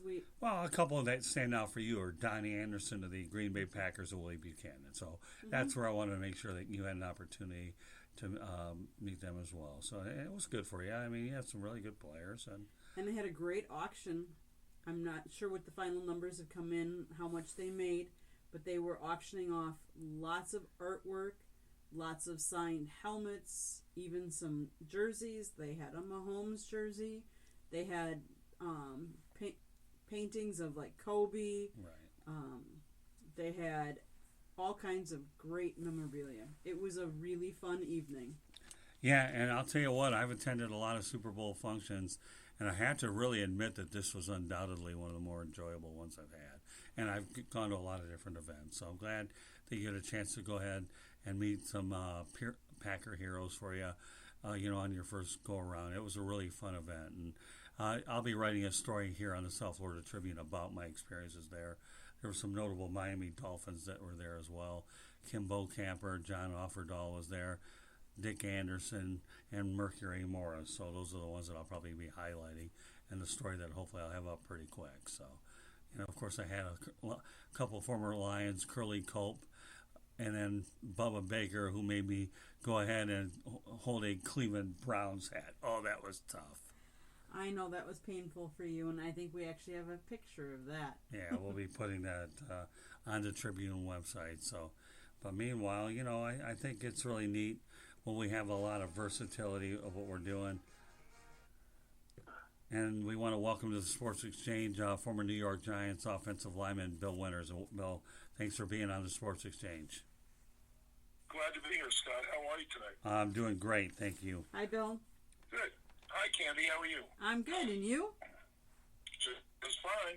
Just watching the State of the Union here, so taking a little bit of a break. So let's talk some sports. Let's do that, but I do want to make an announcement while I have an opportunity. We'll announce it later on over the weekend. We did promote Louis Adio Weiss to the editor of the South Florida Tribune, which will, even though he won't be on the air as much, Louis has assured all of us that he's going to be taking over the editorial part so that I can focus on the broadcasting part as well as some of the YouTube channel that we're creating. So this kid is one of the most talented young writers I have ever seen in my life, and he's willing to accept the responsibility to try to take the editorial side to the level, and I believe that he's going to do well in that new role. So I just wanted to point that out to you because he's been a solid contributor, but I've never seen a writer this good in 41 years in the business. So just wanted to bring that out to the forefront. So. Nice. Very nice. So, but meanwhile, Bill, let's talk about the 2020 Hall of Fame class. I'll lead off with it. We have 5, and then we have 2 Centennial State. First, Troy Polamalu of the Pittsburgh Steelers from 2003 to 14, a safety. He gets in on his first year of eligibility. Well, he much deserved. 12 years in the league, very rarely missed a start due to injury, and it was just wreaked havoc as a strong safety for the Steelers. So, that was a no-brainer. 8-time Pro Bowler. It's just he's actually working with the Alliance as well as a player relation guy. So he's giving back to the game after had a stellar career with the Steelers. You said the Alliance or the XFL? Because the Alliance out of it. The Alliance of American Football. Okay, well I know It's they folded, but he was involved in that. Oh, okay, he was involved in that. Veterans. Okay, thanks for clarifying that. Okay, all right. So, well, I mean, a lot. Les Wolf, our memorabilia guy, remembered Troy Polamalu not only for his play but his hair. So. Yeah, I love the commercials out there. You've seen the one with Mahomes, right? Right. Yeah. That was funny. Yeah. I don't know. My mother would have a field day with the hair, and Candy knows what I'm talking about, don't you? Mm-hmm. Those commercials are hilarious. I enjoy that kind of. Yeah, I'll be curious if he cuts any of it off for the Hall of Fame. I don't know, but Nope. I want him. Probably not. He'll probably tie it back. Yeah, probably. That may be one of the most interesting aspects of what he's doing. So that's really good. So, all right, let's go on to the next player, Bill. Isaac Bruce of the L.A. St. Louis Rams, San Francisco 49ers, played wide receiver from 1994 to 2009. Well, he was, the key receiver on the greatest team on turf with the Los Angeles Rams and won a Super Bowl. And actually, Mike Gudadori, who coached at Central Florida, was the starting center. So that was a very unique ball club. Isaac had over 15,000 yards receiving, so he was the number 1 receiver for that receiving corps, and he was the 5th all-time receiver for the Super Bowl winning Rams. And it's just, a great graduate of the University of Memphis. And, doesn't get any better than being a receiver with Kurt Warner back there with the Rams, and also the other quarterback that was there before Kurt got hurt, Trent. What was it? Trent Dilfer. Yeah. Not Dilfer. Trent Green. I'm sorry. Trent Green. Yeah, Right. Trent Green went down, and they put Gudadori and Kurt in at the same time, and Isaac's stats went up, but he was a solid receiver before that as well. Right. With Trent Green. 15,208 yards is very impressive. Well, there aren't many Trents out there, but at least we nailed 2 quarterbacks. So, had a little bit of a lighthearted moment, but that's okay. He ended up playing, 15 years and definitely deserved to get in. On to the next one, Bill. Edgerrin James played for the Indianapolis Colts, Arizona Cardinals, Seattle Seahawks. He's went from 1999 to 2009 running back. Played with Peyton Manning. I think that was a pretty good selection, too. He was the Colts running game for 11 seasons. Yeah. And he's their all-time leading rusher, all-time leading in attempts and rushing yardage, and also rushing TDs. He's one of the 13th, only one of 13 players that's rushed for over 10,000 yards in the National Football League. He was an iron horse. I love him because he's from Immokalee, Florida.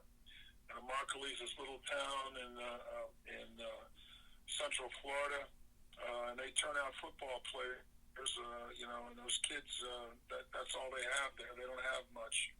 So they're notorious for running through the cornfields, chasing rabbits, and doing a lot of things to increase athletic performance. And you'd love to see a story like that of a guy going from, lower middle class and poverty into, being one of the top echelon running backs that the world's ever produced. And kudos to him. So he's had a great career. He was the 4th overall pick in 1999, and he's, played a few years with the Seahawks as well, and the Cardinals, but his major body of work was with the Colts, and, that's what everybody remembers with him, with Peyton Manning back there, and that was the running game for the Colts. And didn't he have gold teeth? If I remember right. Yeah, sure. And he went to the University of Miami, so he was a member of the U.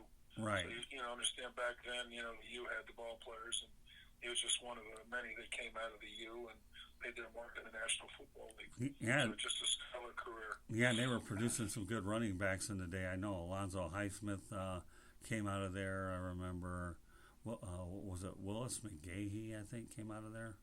Oh, yeah. Yeah, Willis He was McGahee, also Frank NFL Gore. Rookie of the Year when he broke in 1999. Frank Gore. So the Hurricanes are spitting out some running backs. All right, we'll go on. Yeah, they sure have. There's no doubt about that. And for a long time, the U was mainly known for their quarterbacks, but then all of a sudden, a few running backs, and all of a sudden, they're known for a lot more than that. Okay, let's go on to the next one. This guy, it took him a while to get there, but thankfully he did get there. Steve Atwater for the Denver Broncos and New York Jets. Safety, 1989 to 99. Took him 16 tries to get in, but he's going to Canton. Steve was a notorious headhunter back there for the Broncos.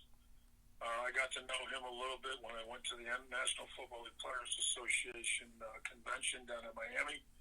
And him and I went to talk to some of kids, a couple thousand kids out there from Dade and Broward County. And Steve and I talked to them about what it takes to, pursue their dreams and be good, solid citizens. And I was very impressed with Steve. Steve, had all the credentials back there and was a key member of the Broncos and just a rather large individual back there.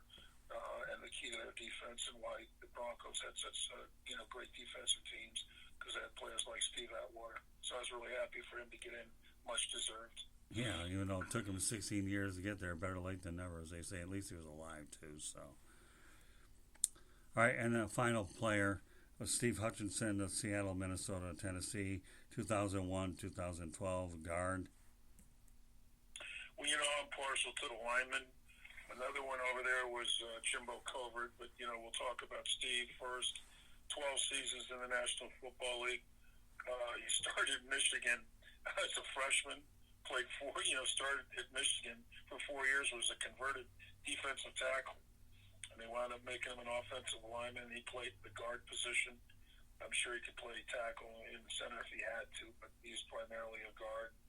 And had a stellar career, 5-time first team, All-Pro, and was in a Pro Bowl 7 times. He doesn't get any better than him. It's just solid.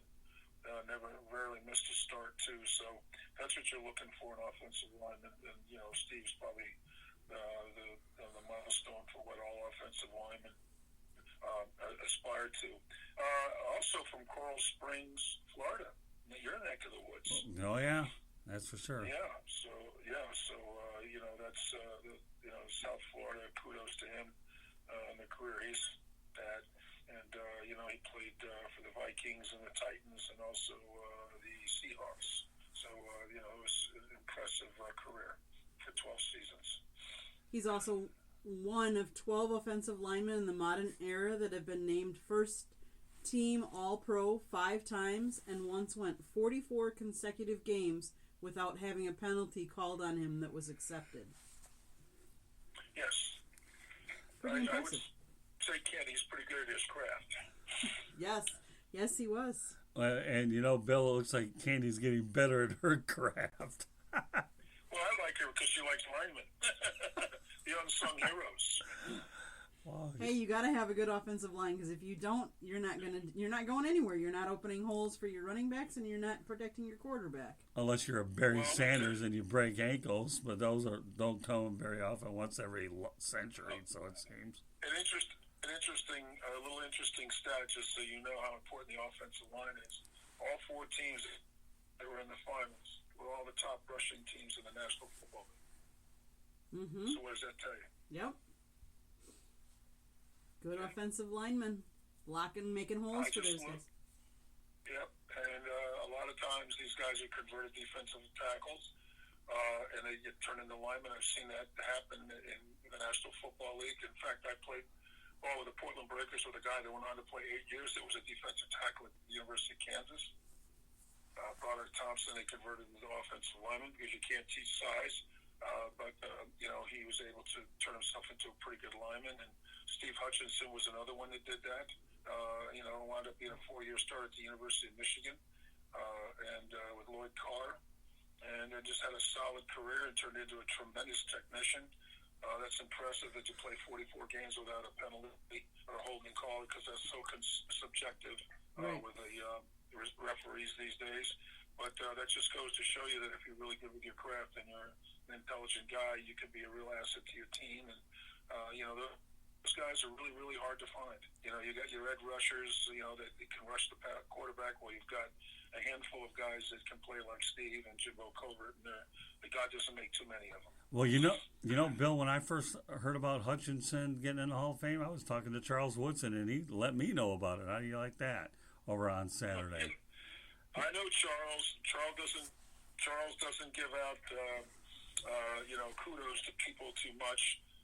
He was such a great player himself, but guys that play against guys like that, they'll know those guys, and they'll give them their props when it's due, and they appreciate that coming from a guy like that. He's a tremendous defensive player, so it just tells you how good Steve was.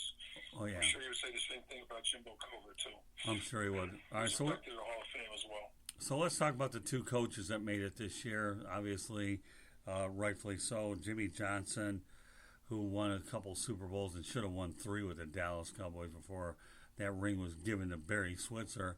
But yet, when Jimmy can at least say that, he won a national championship in college and won a couple rings out in Dallas. So what are your thoughts about Jimmy Johnson going into the Hall? Well, Mr. Jimmy, he earned his stripes. He was a coach for 20 years, and then got a shot with the Dallas Cowboys, and I think Jimmy is one of the best evaluators of talent. Made a great trade that was, allowed them to get a lot of players and rebuild a team that was not very good. Their first year, they weren't very good, but then they went on to win 2 Super Bowls, and he built the best offensive line in football, all the Dallas Cowboys, Emmitt Smith, those types of things. And I think Jimmy was a great organizer and let his assistant coaches coach. And he was primarily a defensive coach, but he was an excellent judge of talent. And he's one of those coaches that you played for, but you also feared. That's what's missing in the game today a little bit. Oh, yeah. I think that's what made him such a great coach. And, he's a very affable guy, too. I like him. Jimmy's the kind of guy who'll sit down and probably have a beer with you in the off season. But you also know that once you're in the training camp, you handle your business or you're gone. And, that's what players want. And, he just had a great career. And, he's in his 70s, too. I didn't realize that. Looking good. Yeah, I actually met him for the first time down in Miami. And I will tell you one thing. The right word to describe that trade with the Minnesota Vikings, Bill, is fleeced. Yes. Fleeced. Yes. You talk about a hose job, a fleece job. That was it. So, and his restaurant's pretty good out in Key Largo, too, I might add. So. Oh, yeah. Yeah, I hope to run into him one of these days because him and I will have a couple of conversations. I was at the University of Florida with Galen Hall. Right. I went down to play the U with Steve Walsh, the quarterback. I think I mentioned this one time. And they look like a pro team coming out there. I mean, they had quite a stable of running backs and receivers and a really good offensive line and a really, really fast defense. Right. And they carried on what Snelly built down there, the U. And I like to think I'm an honorary king because I hung around down there and watched Snelly start with Jimmy Kelly at Lockhart Stadium when they had their spring game. And yeah, I was actually at that game. Teammates of mine. Wow, were you at that game at Lockhart Stadium? I know I used to go to them all. No, I wasn't at the. I was at the practice. I think a couple hours before they went out. I remember Kelly and throwing the ball out there with Snelly, and I tried to get on over there as a graduate assistant. Oh, so I was I'm very familiar with Coach Snellenberger and what he did down there and the talent they had, and I think they're gonna have a little bit of a renaissance.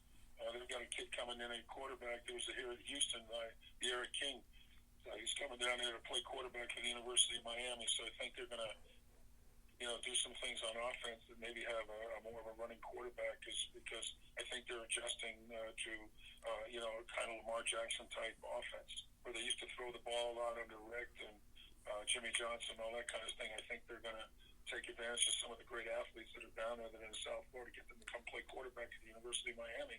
So we'll see. What's interesting to see what De'Aaron King does. But let's not get off track. This is about Jimmy Johnson and the University of Miami and getting inducted to the Hall of Fame. But, Jimmy was a special coach, and I can remember when we played them down there, they just beat us pretty good. And, University of Florida is nothing to sneeze at, but they had an exceptional team that year and went on to win the national championship. So that was fun to watch.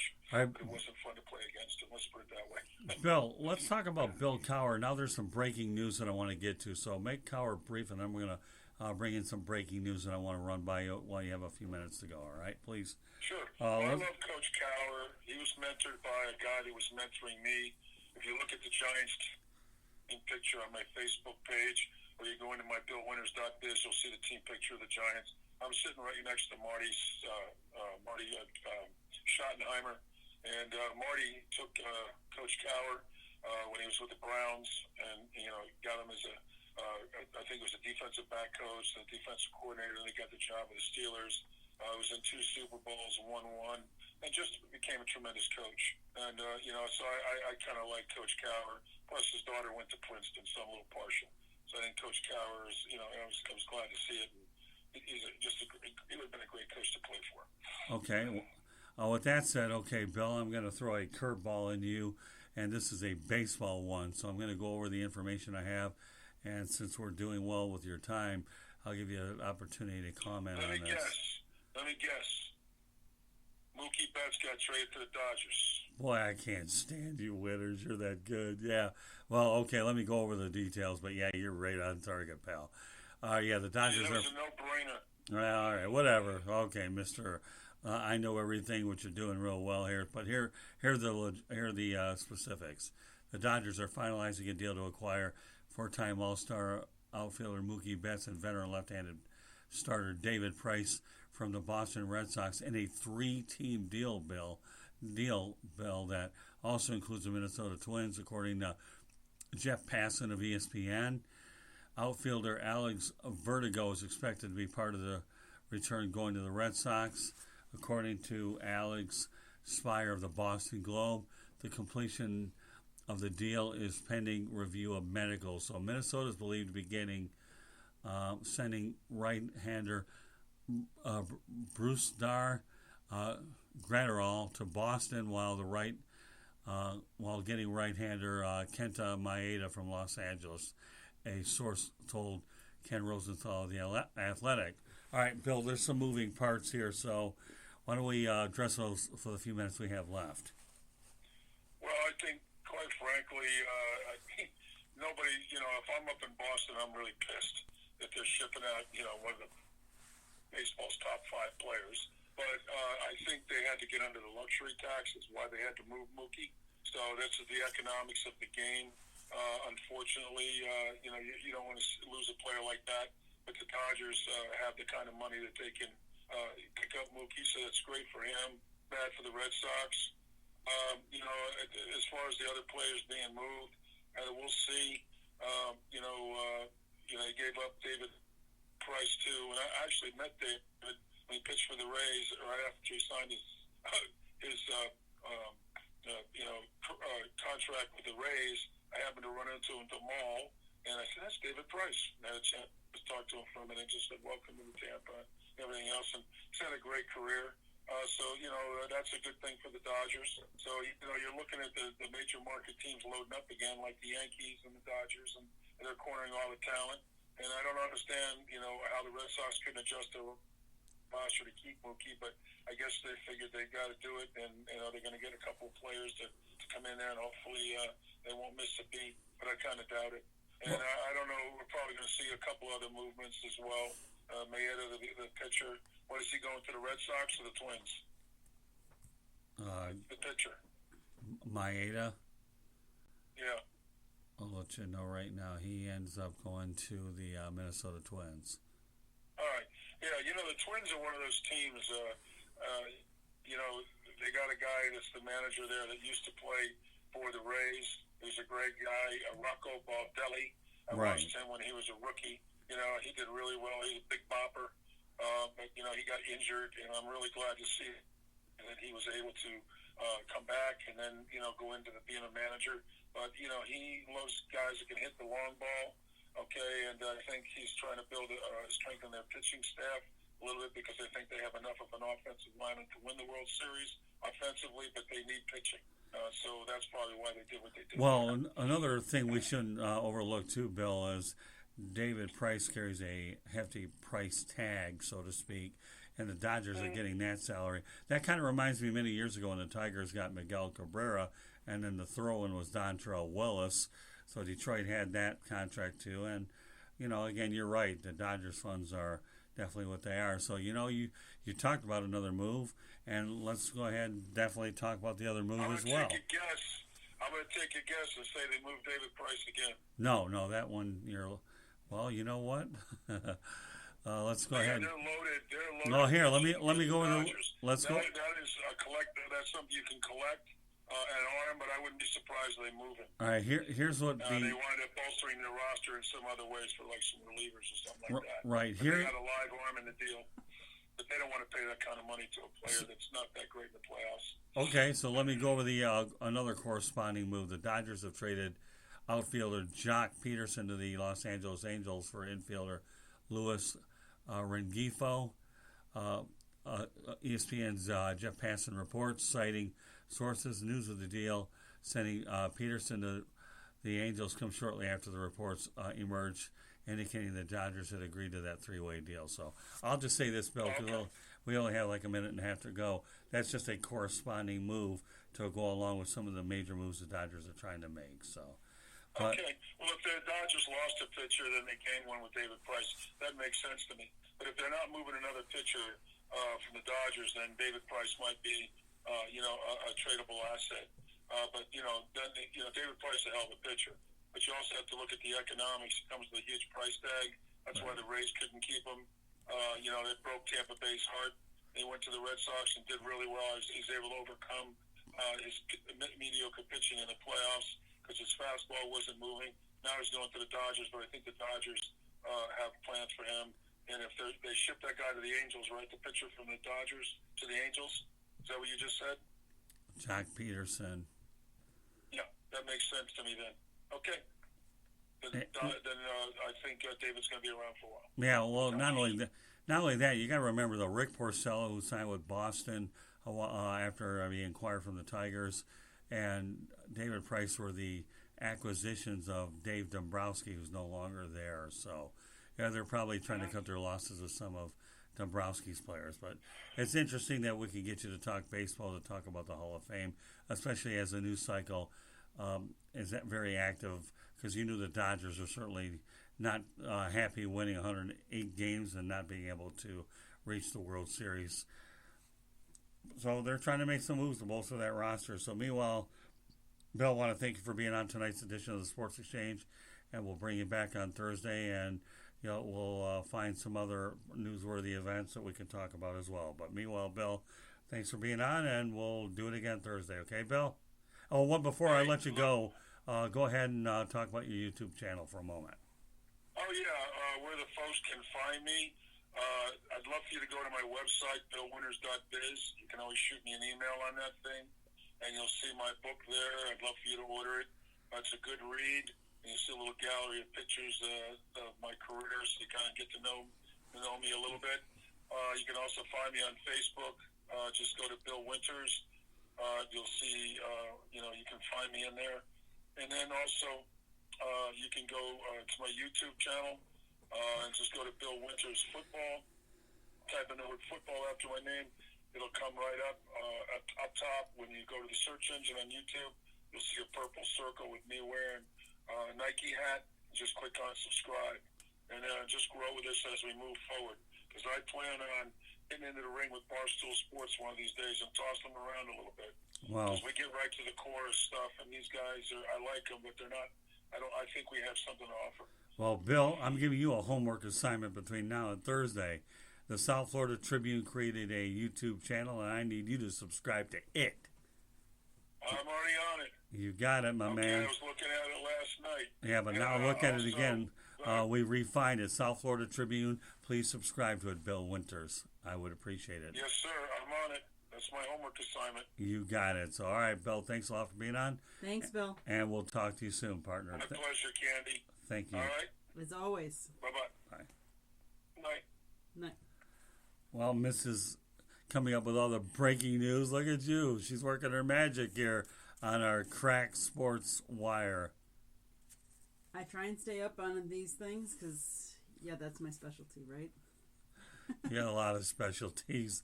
Too many to count right now. That's for sure. But meanwhile, you know, it's interesting to see these Dodger moves starting to come about after there's been a lot of discussion over a period of time, Candy. We knew they were going to come, and it makes sense doing them now before spring training so that you can really take full advantage of spring training, because let's face it, I mean, not to compare the two, but we saw in the NFL that some of the NFL sat Aaron Rodgers for all of spring, you know, their preseason. And how did that look? It gives them a when they finally do start playing the games, they're not in sync. They haven't had the practice, the reps, the game reps. It's one thing to practice, but it's another thing to be in game ready and playing. So I think it's smart to make the moves now before the season so you have time to get that camaraderie, because I really think that's what's really helped the Milwaukee Brewers the last couple of years, that it's been a team effort. It isn't a me, or I want this stat, I want that stat. It's a camaraderie, everybody rooting for everybody on that team. And I think that makes a big difference. There is no I in team. Well, not only that, you bring up an interesting point, but you get a higher return for your trades. Meanwhile, our next guest works for multiple outlets, and he's about to become the new co-host of the 108 Stitches Baseball Talk. And David Levin, welcome to the broadcast. Hey, Scott. Thanks for having me. I was getting a little nervous. I couldn't get through, and I was worried the phone connection wouldn't work. Hello, David. Hey, Candy. How you doing? I'm doing well. How are you? I'm still recovering from Shakira and J-Lo, but I'm doing well. I'm sure most men are.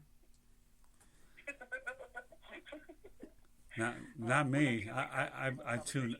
Not me. I tuned out that halftime show. I don't really care. So meanwhile, Dave, we'll only have a moment, okay, before we go on to the business at hand. As I just alluded to it before, we're about to embark on a venture that we're going to try to build 108 Stitches Baseball Talk, and I'm looking forward to having an opportunity for you to be alongside to bring that show along in the manner that we know we're capable of doing it. So, you looking forward to the challenge? I'm really excited about it. It's only a handful of days till spring training begins. In fact, right after the Super Bowl was over, my dad called me and said, well, baseball's on deck, and I said, it sure is. You know, it seems like it was just around the corner that we were talking about, you know, the World Series and whatnot. So right. It's a quick turnaround, Scott. So it never stops. No doubt about it. So you and I are definitely going to bring a very unique added dimension to the program. Our previous co-host, Louis Adio Weiss, did a really good job. Right now, I will point to you that we made an announcement with Bill Winters that Louis Adio Weiss has now been promoted to the editor of the South Florida Tribune, which will take away some of his on-air responsibilities, but he's going to provide me the opportunity to go out there and work on some of the broadcast things I need to do. So I think he's looking forward to the challenge, right, Candy? I was going to back you up on that and say he's a very talented young man. Isn't he? I understand he's a pretty good writer. No, he's not pretty good. He's a fantastic writer. These kids as talented as you can find from a journalistic standpoint. So, you know, he's going to make us more efficient on the broadcast side because I know that he'll put in the effort that he needs to do on the editorial side to make it good. Right, Candy? Yeah. Oh, I agree. He's an excellent writer. So But he's going to keep us on our toes because we're so old. yeah, I know. Tell me about it. Well, hey, listen, you know what? I got news for you. I thought he did a pretty good job on the air. I think that this will allow him and I to work together out in the field a little bit more. And he's going to also help me build the South Florida Tribune YouTube channel as well. So him and I will have a lot of projects to work in the field. Meanwhile, you and I could expand what we're doing as well beyond just football, but now on a baseball. So I think this is a situation that's going to work out all the way around. We always wanted to keep him on the team, and I don't think there's any better role that he's suited for than this. He's passionate about writing, and he's now the editor, so he's going to get content sent to him, and he can edit it, and he can send it on up for the website. I think it's a perfect fit. It's a win-win. Yeah. Very cool. As long as he's not my boss, I'm very happy with it. It works out just fine. That's funny. I don't need him editing my stuff right now. Well, I tell you, if he did, he might make it look pretty good, like he makes me look pretty good. I hope so. I've had him edit my stuff, and you know what? I may be older, but I have no problem with a young guy like him who's that talented at editing my stuff. He's that good, but hey, whatever. He's the type of kid that, in my opinion, is in a class by himself, and I know that with some of the things that we talked about before we went on the air, that he's ideally suited for the role. Not that he was a bad broadcaster, but what he can do with the word and the way he can back him up with his numbers are just unreal. So anybody that honestly can make me look good, I'm all for it. I have a face for radio. I've been told that for years, and I may have a face for writing as well because, but Lord knows they don't need to see my face in print. They just need to see my words in print. Right. I don't want to scare anybody away with that. So you want to talk a little football? Oh, why not? But we had to make sure we got a little baseball reference in. Definitely. And we'll talk about it more in detail on Thursday. But go ahead. There's some big news coming out of Jacksonville, David, so I'll let you go ahead and talk about it. I'm still trying to get over the shock and awe of it all, to be honest with you. I know when we talked earlier today, I was fumbling. Jacksonville is sending another home game to London, and there is a mixed reaction amongst the masses. As I was writing for one of the sites that I work for, you really get to see the business side of football when you talk about sending games to London, and you see the fan reaction that goes along with it. It's not just the one game that teams want to play because they haven't done it before, and I'm not sure. I believe every team has now played in London, but don't hold me to that. There may be a team or two that has not yet, but going to London on a one-time deal is kind of cute, and it's chic, and you're either the home team or you're their away team, and you're done with it. The Jaguars, for lack of a better word, they are the NFL's team overseas. This is, I believe, going to be the 8th year that they've done this since 2013. This is something that Shad Khan, once he bought the team, invested in as a way to make money for the organization itself.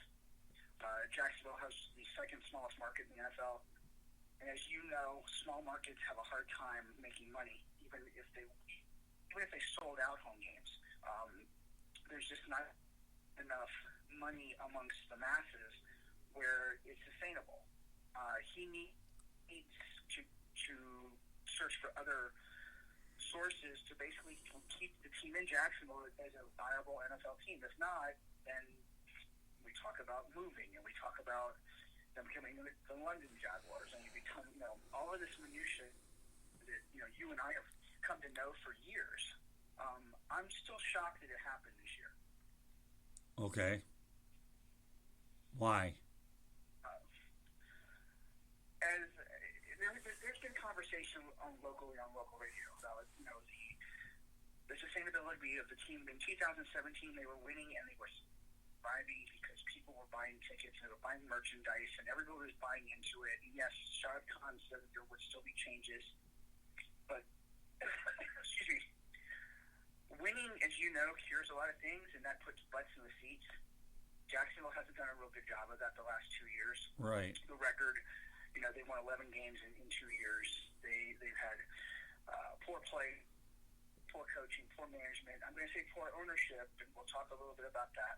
Everything is kind of, it's been this vacuum of this tidal wave of losing, and now after a 6-10 season with what we thought was going to be a franchise quarterback leading us back to the playoffs, it was replaced by a mustache maven who was dynamic on and off the field and a really crappy defense. We're going to send another game to London and tick off the fans. That's that's just I don't know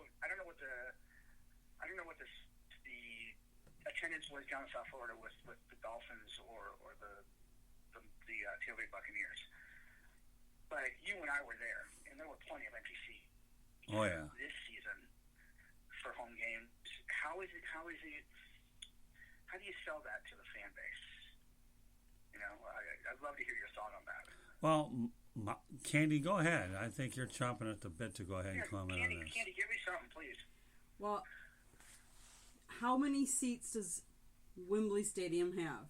It's a 90,000 seat stadium. Yeah. And the Jaguars receive from that one game 11% of the franchise's local revenue. So for one game, they receive more than they do for any of the other games. So now if you put a second one, they're going to get even more. And let's face it, they've proposed a $700 million entertainment district development. You think this will help push for that, or do you think this will help them move out of Jacksonville? No, I think it helps, but I'm going to say something really bad here, so please forgive me. I don't think that the fans see past the fact that they've removed a home game. And I say that for somebody who's been here almost 40 years. Mm-hmm. Back before football was in vogue, this was a college town. And everything centered around the Florida-Georgia game and the Gator Bowl. Right. I remember that. And it was one of the biggest stadiums, Scott, it was one of the biggest stadiums that was built. It was 80,000 seats. And the NFL, when teams wanted new stadium deals, they would call on Jacksonville.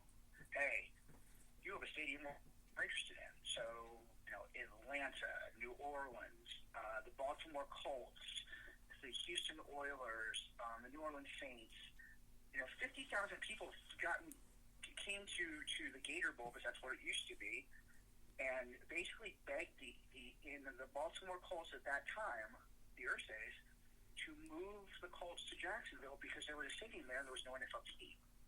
It never happened. So basically, Jacksonville became the pawn that teams used to get new stadium deals. Right. The Arizona Cardinals were famous for it because Bill Bidwell. Right. Thank you. I couldn't say that. That's all right. He was senior, right? He's the gentleman that just passed, right? Right. It was Bill. Okay. He actually had pen to paper and ready to sign it, and then pulled the ink away, essentially, because at the time, it was right before they moved to Arizona, and they got that deal done. But Jacksonville always played, the bridesmaid, never the bride, until '93 when Wayne Weaver bought Touchdown Jacksonville. Jacksonville only got a team. And for the most part, early in their career, or their tenure, they were successful. Right. Tom Coughlin was the head coach. And then they fell on hard times. And people didn't go to the games. And there were tarps on the seats. And you couldn't pay people to go. And then there was a renaissance because Shad bought it. And although they were losing, Shad was a rock star because he put money into downtown. And so I'm getting around to what Candy said. People don't see that. They just see the losing. And Shad has put millions of dollars of his own money into economic development. He wants, the Lot J, the parking lot. He wants to improve the downtown infrastructure. He wants to work with the ports. He built Daly's Place. He wants to build an entertainment center. I don't think people see. They're muddled with the fact that this guy teeters with London because he needs it, but he's also a rock star overseas, so they don't put the connection together. That it really is for the betterment of the team. Yeah, or the city. Let me mention this that few people realize, and nobody realizes it more than you, Candy. there was a time when the Green Bay Packers played, I believe, 3 games, Candy, was it, down in Milwaukee? And the reason why they ended up playing 3 over at County Stadium is they wanted to make sure that they were able to cater to the fans down in Milwaukee so they can enhance the revenues. Now, do I see a major comparison between two? Not major, but minor, because obviously we know that London is much bigger than Milwaukee. But you know what? That forced Green Bay to go ahead and make changes and improve their stadium so they could get all their games back. And yet you still were able to have the Milwaukee fan base endorse them. So in retrospect, the Green Bay Packers are Wisconsin's team, and they played in a larger area. I mean, I can tell you many times I used to love flying into Green Bay when I could get a flight there, but I ended up having to fly into Milwaukee more times than not and take the 2.5-hour track up there. Now, let's talk about so you have a small market team like Green Bay playing in Milwaukee, and now we'll compare and contrast them with Jacksonville playing 2 games in London. And Candy and you, David, nailed it on the head. I mean, they need those games to stay viable. And Sean Kahn's a brilliant businessman. And, you know, the NFL has always said to the Jaguars, you want to play out here, more power to you. They're just making a smart move playing them in back-to-back weeks. Listen, let me also bring another comparison in, guys, okay, and that's this. When the Detroit Lions began the Thanksgiving series many years ago, nobody wanted to do it. So, as far as I'm concerned, when Lamar Hunt wanted to take the game away, Jerry Jones, I talked to him in Arizona, and he said, I'm not going to let them take away Detroit's game, and because Detroit and Dallas were the only 2 that had it. So the suitable compromise took place was they had an evening game, and Kansas City got it. So you got to think of the fact that there were many games overseas in London, but once Jacksonville took the bull by the horns, so to speak, and I think you had a team called the Jacksonville Bulls, so we're having some bullish analogies here from the bull, okay, then you understand the reality of the situation was the Jaguars want to play there. The NFL has no problem accommodating them because they want all their franchises to be economically viable. And by doing so, I think it's a win-win all the way around. You're trying to And you know what? You've referenced the fact that the Raiders have a new place in Las Vegas.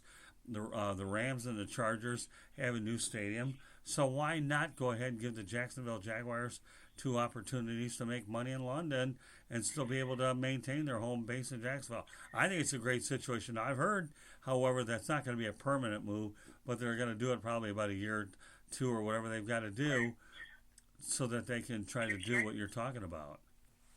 Can I jump in here for a second? Absolutely. Help you out a little bit? Sure. Okay, so as part of I know that there was transcript there that was released, and I don't know if you've seen all the transcripts and whatnot, but Mark Lamping, the team's president, and Shad Khan outlined what their plan was. And Lamping specifically said, you know, this is not a permanent move. It's probably going to be a year, at least this year, and then they'll re-examine it. I'm going to bet it's 2 years just because of the viability and the financial boon that they can get from it. Remember, they're still dealing with Rod J, and they're still dealing with the accentuation that they want around, and I'm using that word loosely. They've got lots of plans for what they want to do with the area around the city. And you know that because we've heard talk about it when we've been in, you know, the press box, or we've gotten press releases, or we read it on the news. Right. If Shad Khan wanted to move this team, he wouldn't pump billions and millions of dollars into making it a destination, not a place you want to run away from. I'm going to give you another analogy. That baseball analogy, how about that? When Derek Jeter bought the Marlins, they were bleeding money. Jeffrey Luria was trying to sink it faster than the Titanic. Right. And Jeter knew that it would take at least 1 year for him to try to make it salvageable. He needed to change the television rights, and he's in the middle of negotiating that right now. But he's doing everything he can to make going to Marlins Park a destination and a place to be, similar to what Shad Khan is doing for the Jaguars. Excellent points, David, both ways. I think Derek Jeter is going to do a phenomenal job with the Marlins. I really do. And you're right. If Shad Khan really wanted to go ahead and move that franchise to London, I don't think the NFL would give him a problem. The scheduling could be a challenge, but if he really wanted to. But you're right. He's sinking a lot of money into that town. He really is. So if you take one or two stupid games away, fine. Now, here, let me present another interesting dynamic, okay? Let's just say the collective bargaining agreement brings out a 17-game schedule instead of a 16-game schedule. Then you talk about some interesting possibilities that maybe they get that home game back and play a second game. I'd be interesting to see how they'd work it out. But let's just do some hypotheticals, Dave, okay? About a 17-game schedule. And even the Green Bay Packers are going to be forced to play overseas, but they won't lose their allotment of home games, but the extra game. So, but let's keep it where we're at, okay, Dave? Let's just say there's a 17-game schedule. How do you think the dynamics would work for the Jaguars under that scenario? They gain one of the home games back. It makes people a little bit happier. And I think what happens is that there's a backdoor deal. I know this could sound weird, but here it goes. You know that there are owners that have Roger Goodell's ear. And there's no way to get around that. There are people that that are more, let's say, influential. I know that when Jerry Jones talks, people listen. When Bob Kraft talks, people listen. When the Hunts talk, people listen. Kind of. I know for a fact that Shad Khan has been working on the London deal for forever because we're constantly writing about it and talking about it.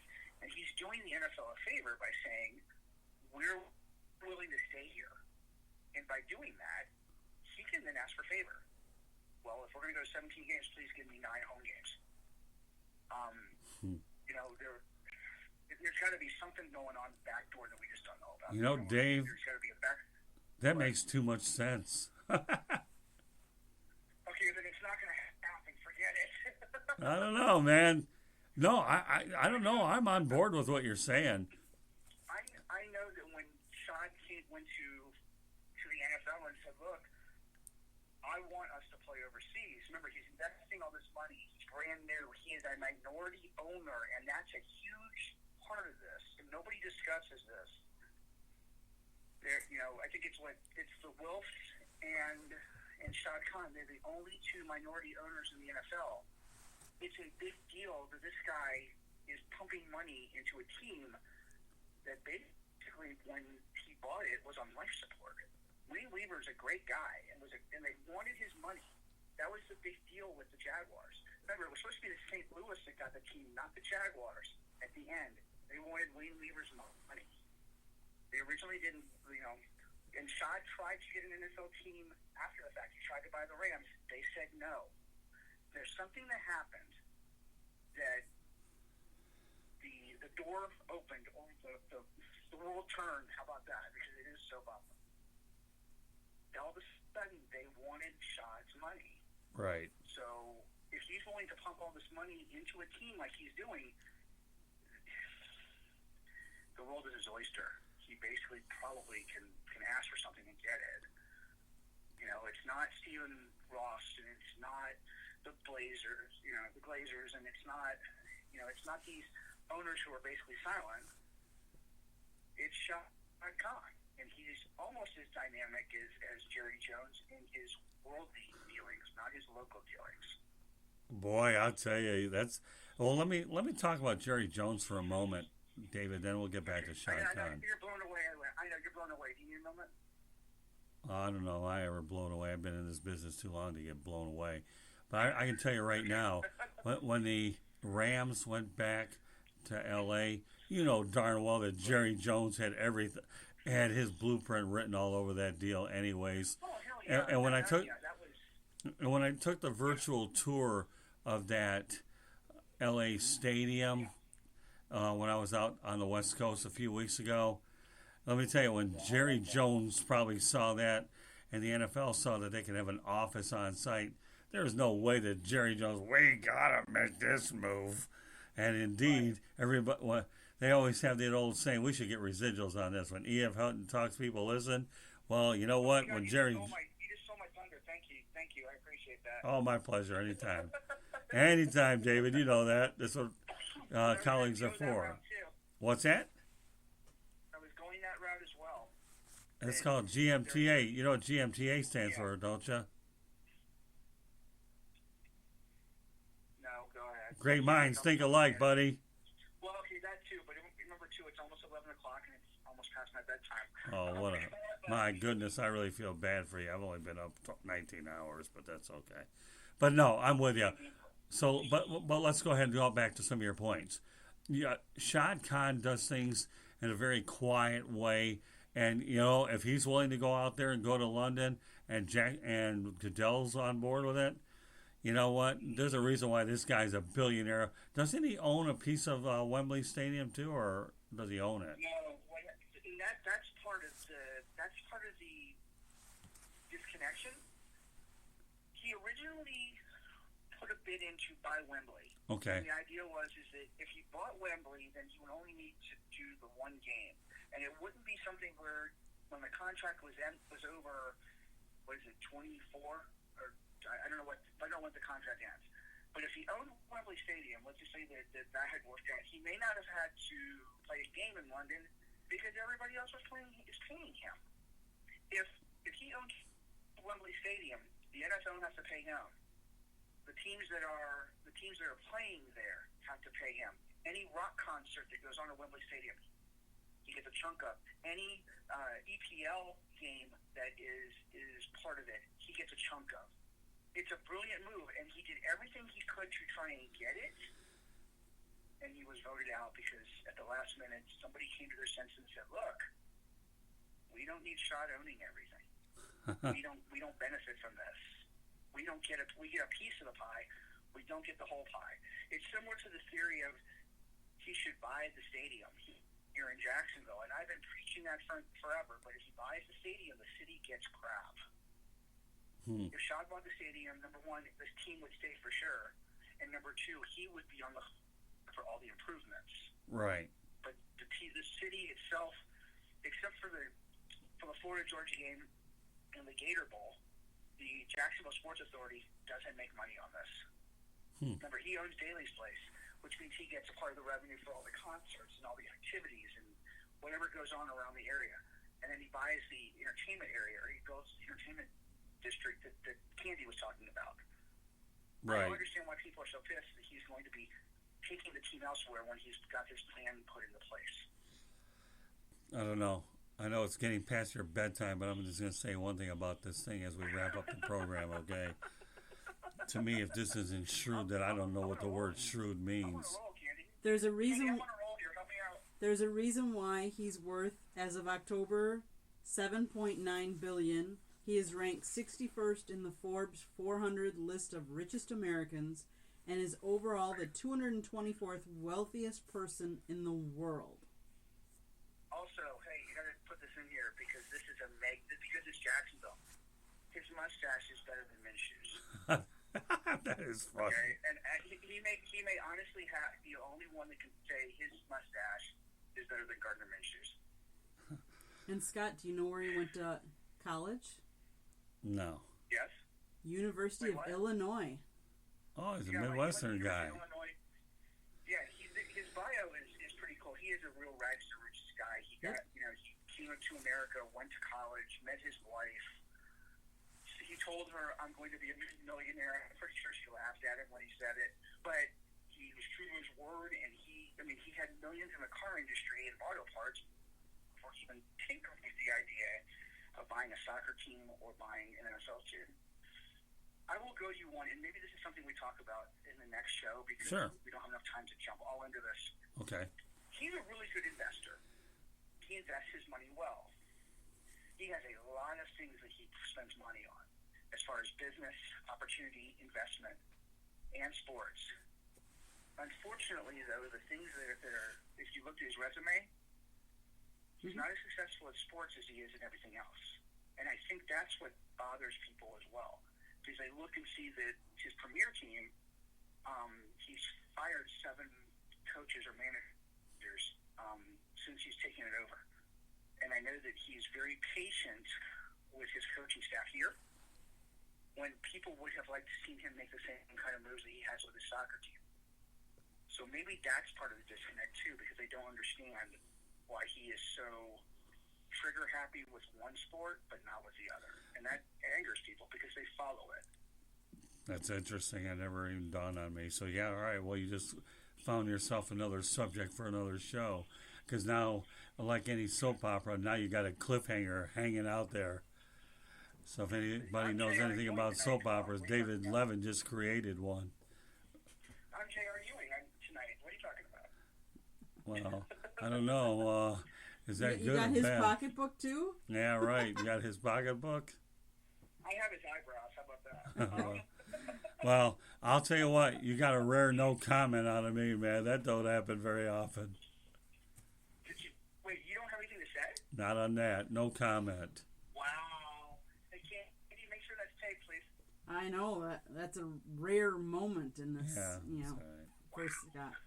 Hey, listen, when you have a steady guest who's about to become a co-host, then obviously we have some things we got to get worked out here, and you'll get your rare opportunity to get a no comment out of me. But with that said, tonight you're the closer. Anything else you want to add to this, Candace? No, it's been fun. It's been real. All right, hey, you know what, David? Before we close the program, I want you to go ahead and let everybody follow your social media accounts. Go ahead, David. Sure. Okay, so for right now, because I am going to change it, it is DM719907 on Twitter. I can be found on fansided.com and various sites, and we'll be talking about some other ventures that we're getting into basically in the spring, and then we're going to do the baseball show, which is fantastic. I'm really looking forward to that. Yeah, you know what? That's going to be a heck of a show. And while we wrap up the program tonight, this is something that David and I spoke about earlier, and I think with us being able have been so experienced covering baseball, that we're going to do everything we can to bring a fresh perspective to the great American pastime. I love baseball, and I know you're hands-on, and to me, it's going to be a unique challenge for you and I to see what we can do with that program. We're going to work very hard to promote it in advance, and I know you'll do everything on your platforms to make sure that we promote it in a way that our fans can go out there and really relate to it. Not only from a commentary standpoint, David, but from an insider standpoint as well. So, and I am too. I think what's so good about what we're doing on the South Florida Tribune Broadcasting Network is that we're trying to have a lot of versatility with the shows, and I think that this is going to be just another step so that our fans have a lot of different ways to go ahead and take something out of every broadcast that we have. So there's no question that our two premium shows are the South Florida Tribune podcast, which will be a non-sports related show, and the Sports Exchange. But I'm telling you one thing, folks, I'm very happy and delighted about what some of the other shows as they begin to develop in their own way. But meanwhile, on that note, David, thanks for being on the Sports Exchange tonight. You did an unbelievable job. And now your homework assignment for Thursday will be to come up with the Shad Khan sports teams or whatever else you want to do to elaborate it, because you definitely whet my appetite on that one. So. Oh, I'm glad I was able to tease you for the next show. Good. And I look forward to talking to you guys later. You guys have a good night. Thanks, you too, Same to you, Thank you. David. Have a good night. This concludes this edition of Sports Exchange. I just want to, first of all, thank all of our guests tonight. Les Wolf, our sports memorabilia expert. Rick Curdy, who was our ranter. Damon Knight from Motown. Bill Winters. What can I say about Bill Winters? And, of course, David Levin. So, Candy, you did a great job. We're looking forward to having you on more broadcasts as well. This is the start of something really good, and we're very thankful that Louis Adio Weiss will continue to have a role with the company in his own way. Louis is a great kid. I'm looking forward to seeing what the possibilities are like with him, as well as the growth of the Sports Exchange and all of our shows collectively. Anything you want to add before we wrap it up? Sounds good. Look for us on www.southfloridatribune.com. We also have a Facebook page, Twitter, and YouTube. And also please look us up on YouTube, the South Florida Tribune YouTube page, and it costs you no money to subscribe. So on behalf of Candy Ebling, my name is Scott Morgan-Ross saying good evening, everybody. Good evening. So stop broadcasting. Mm-hmm.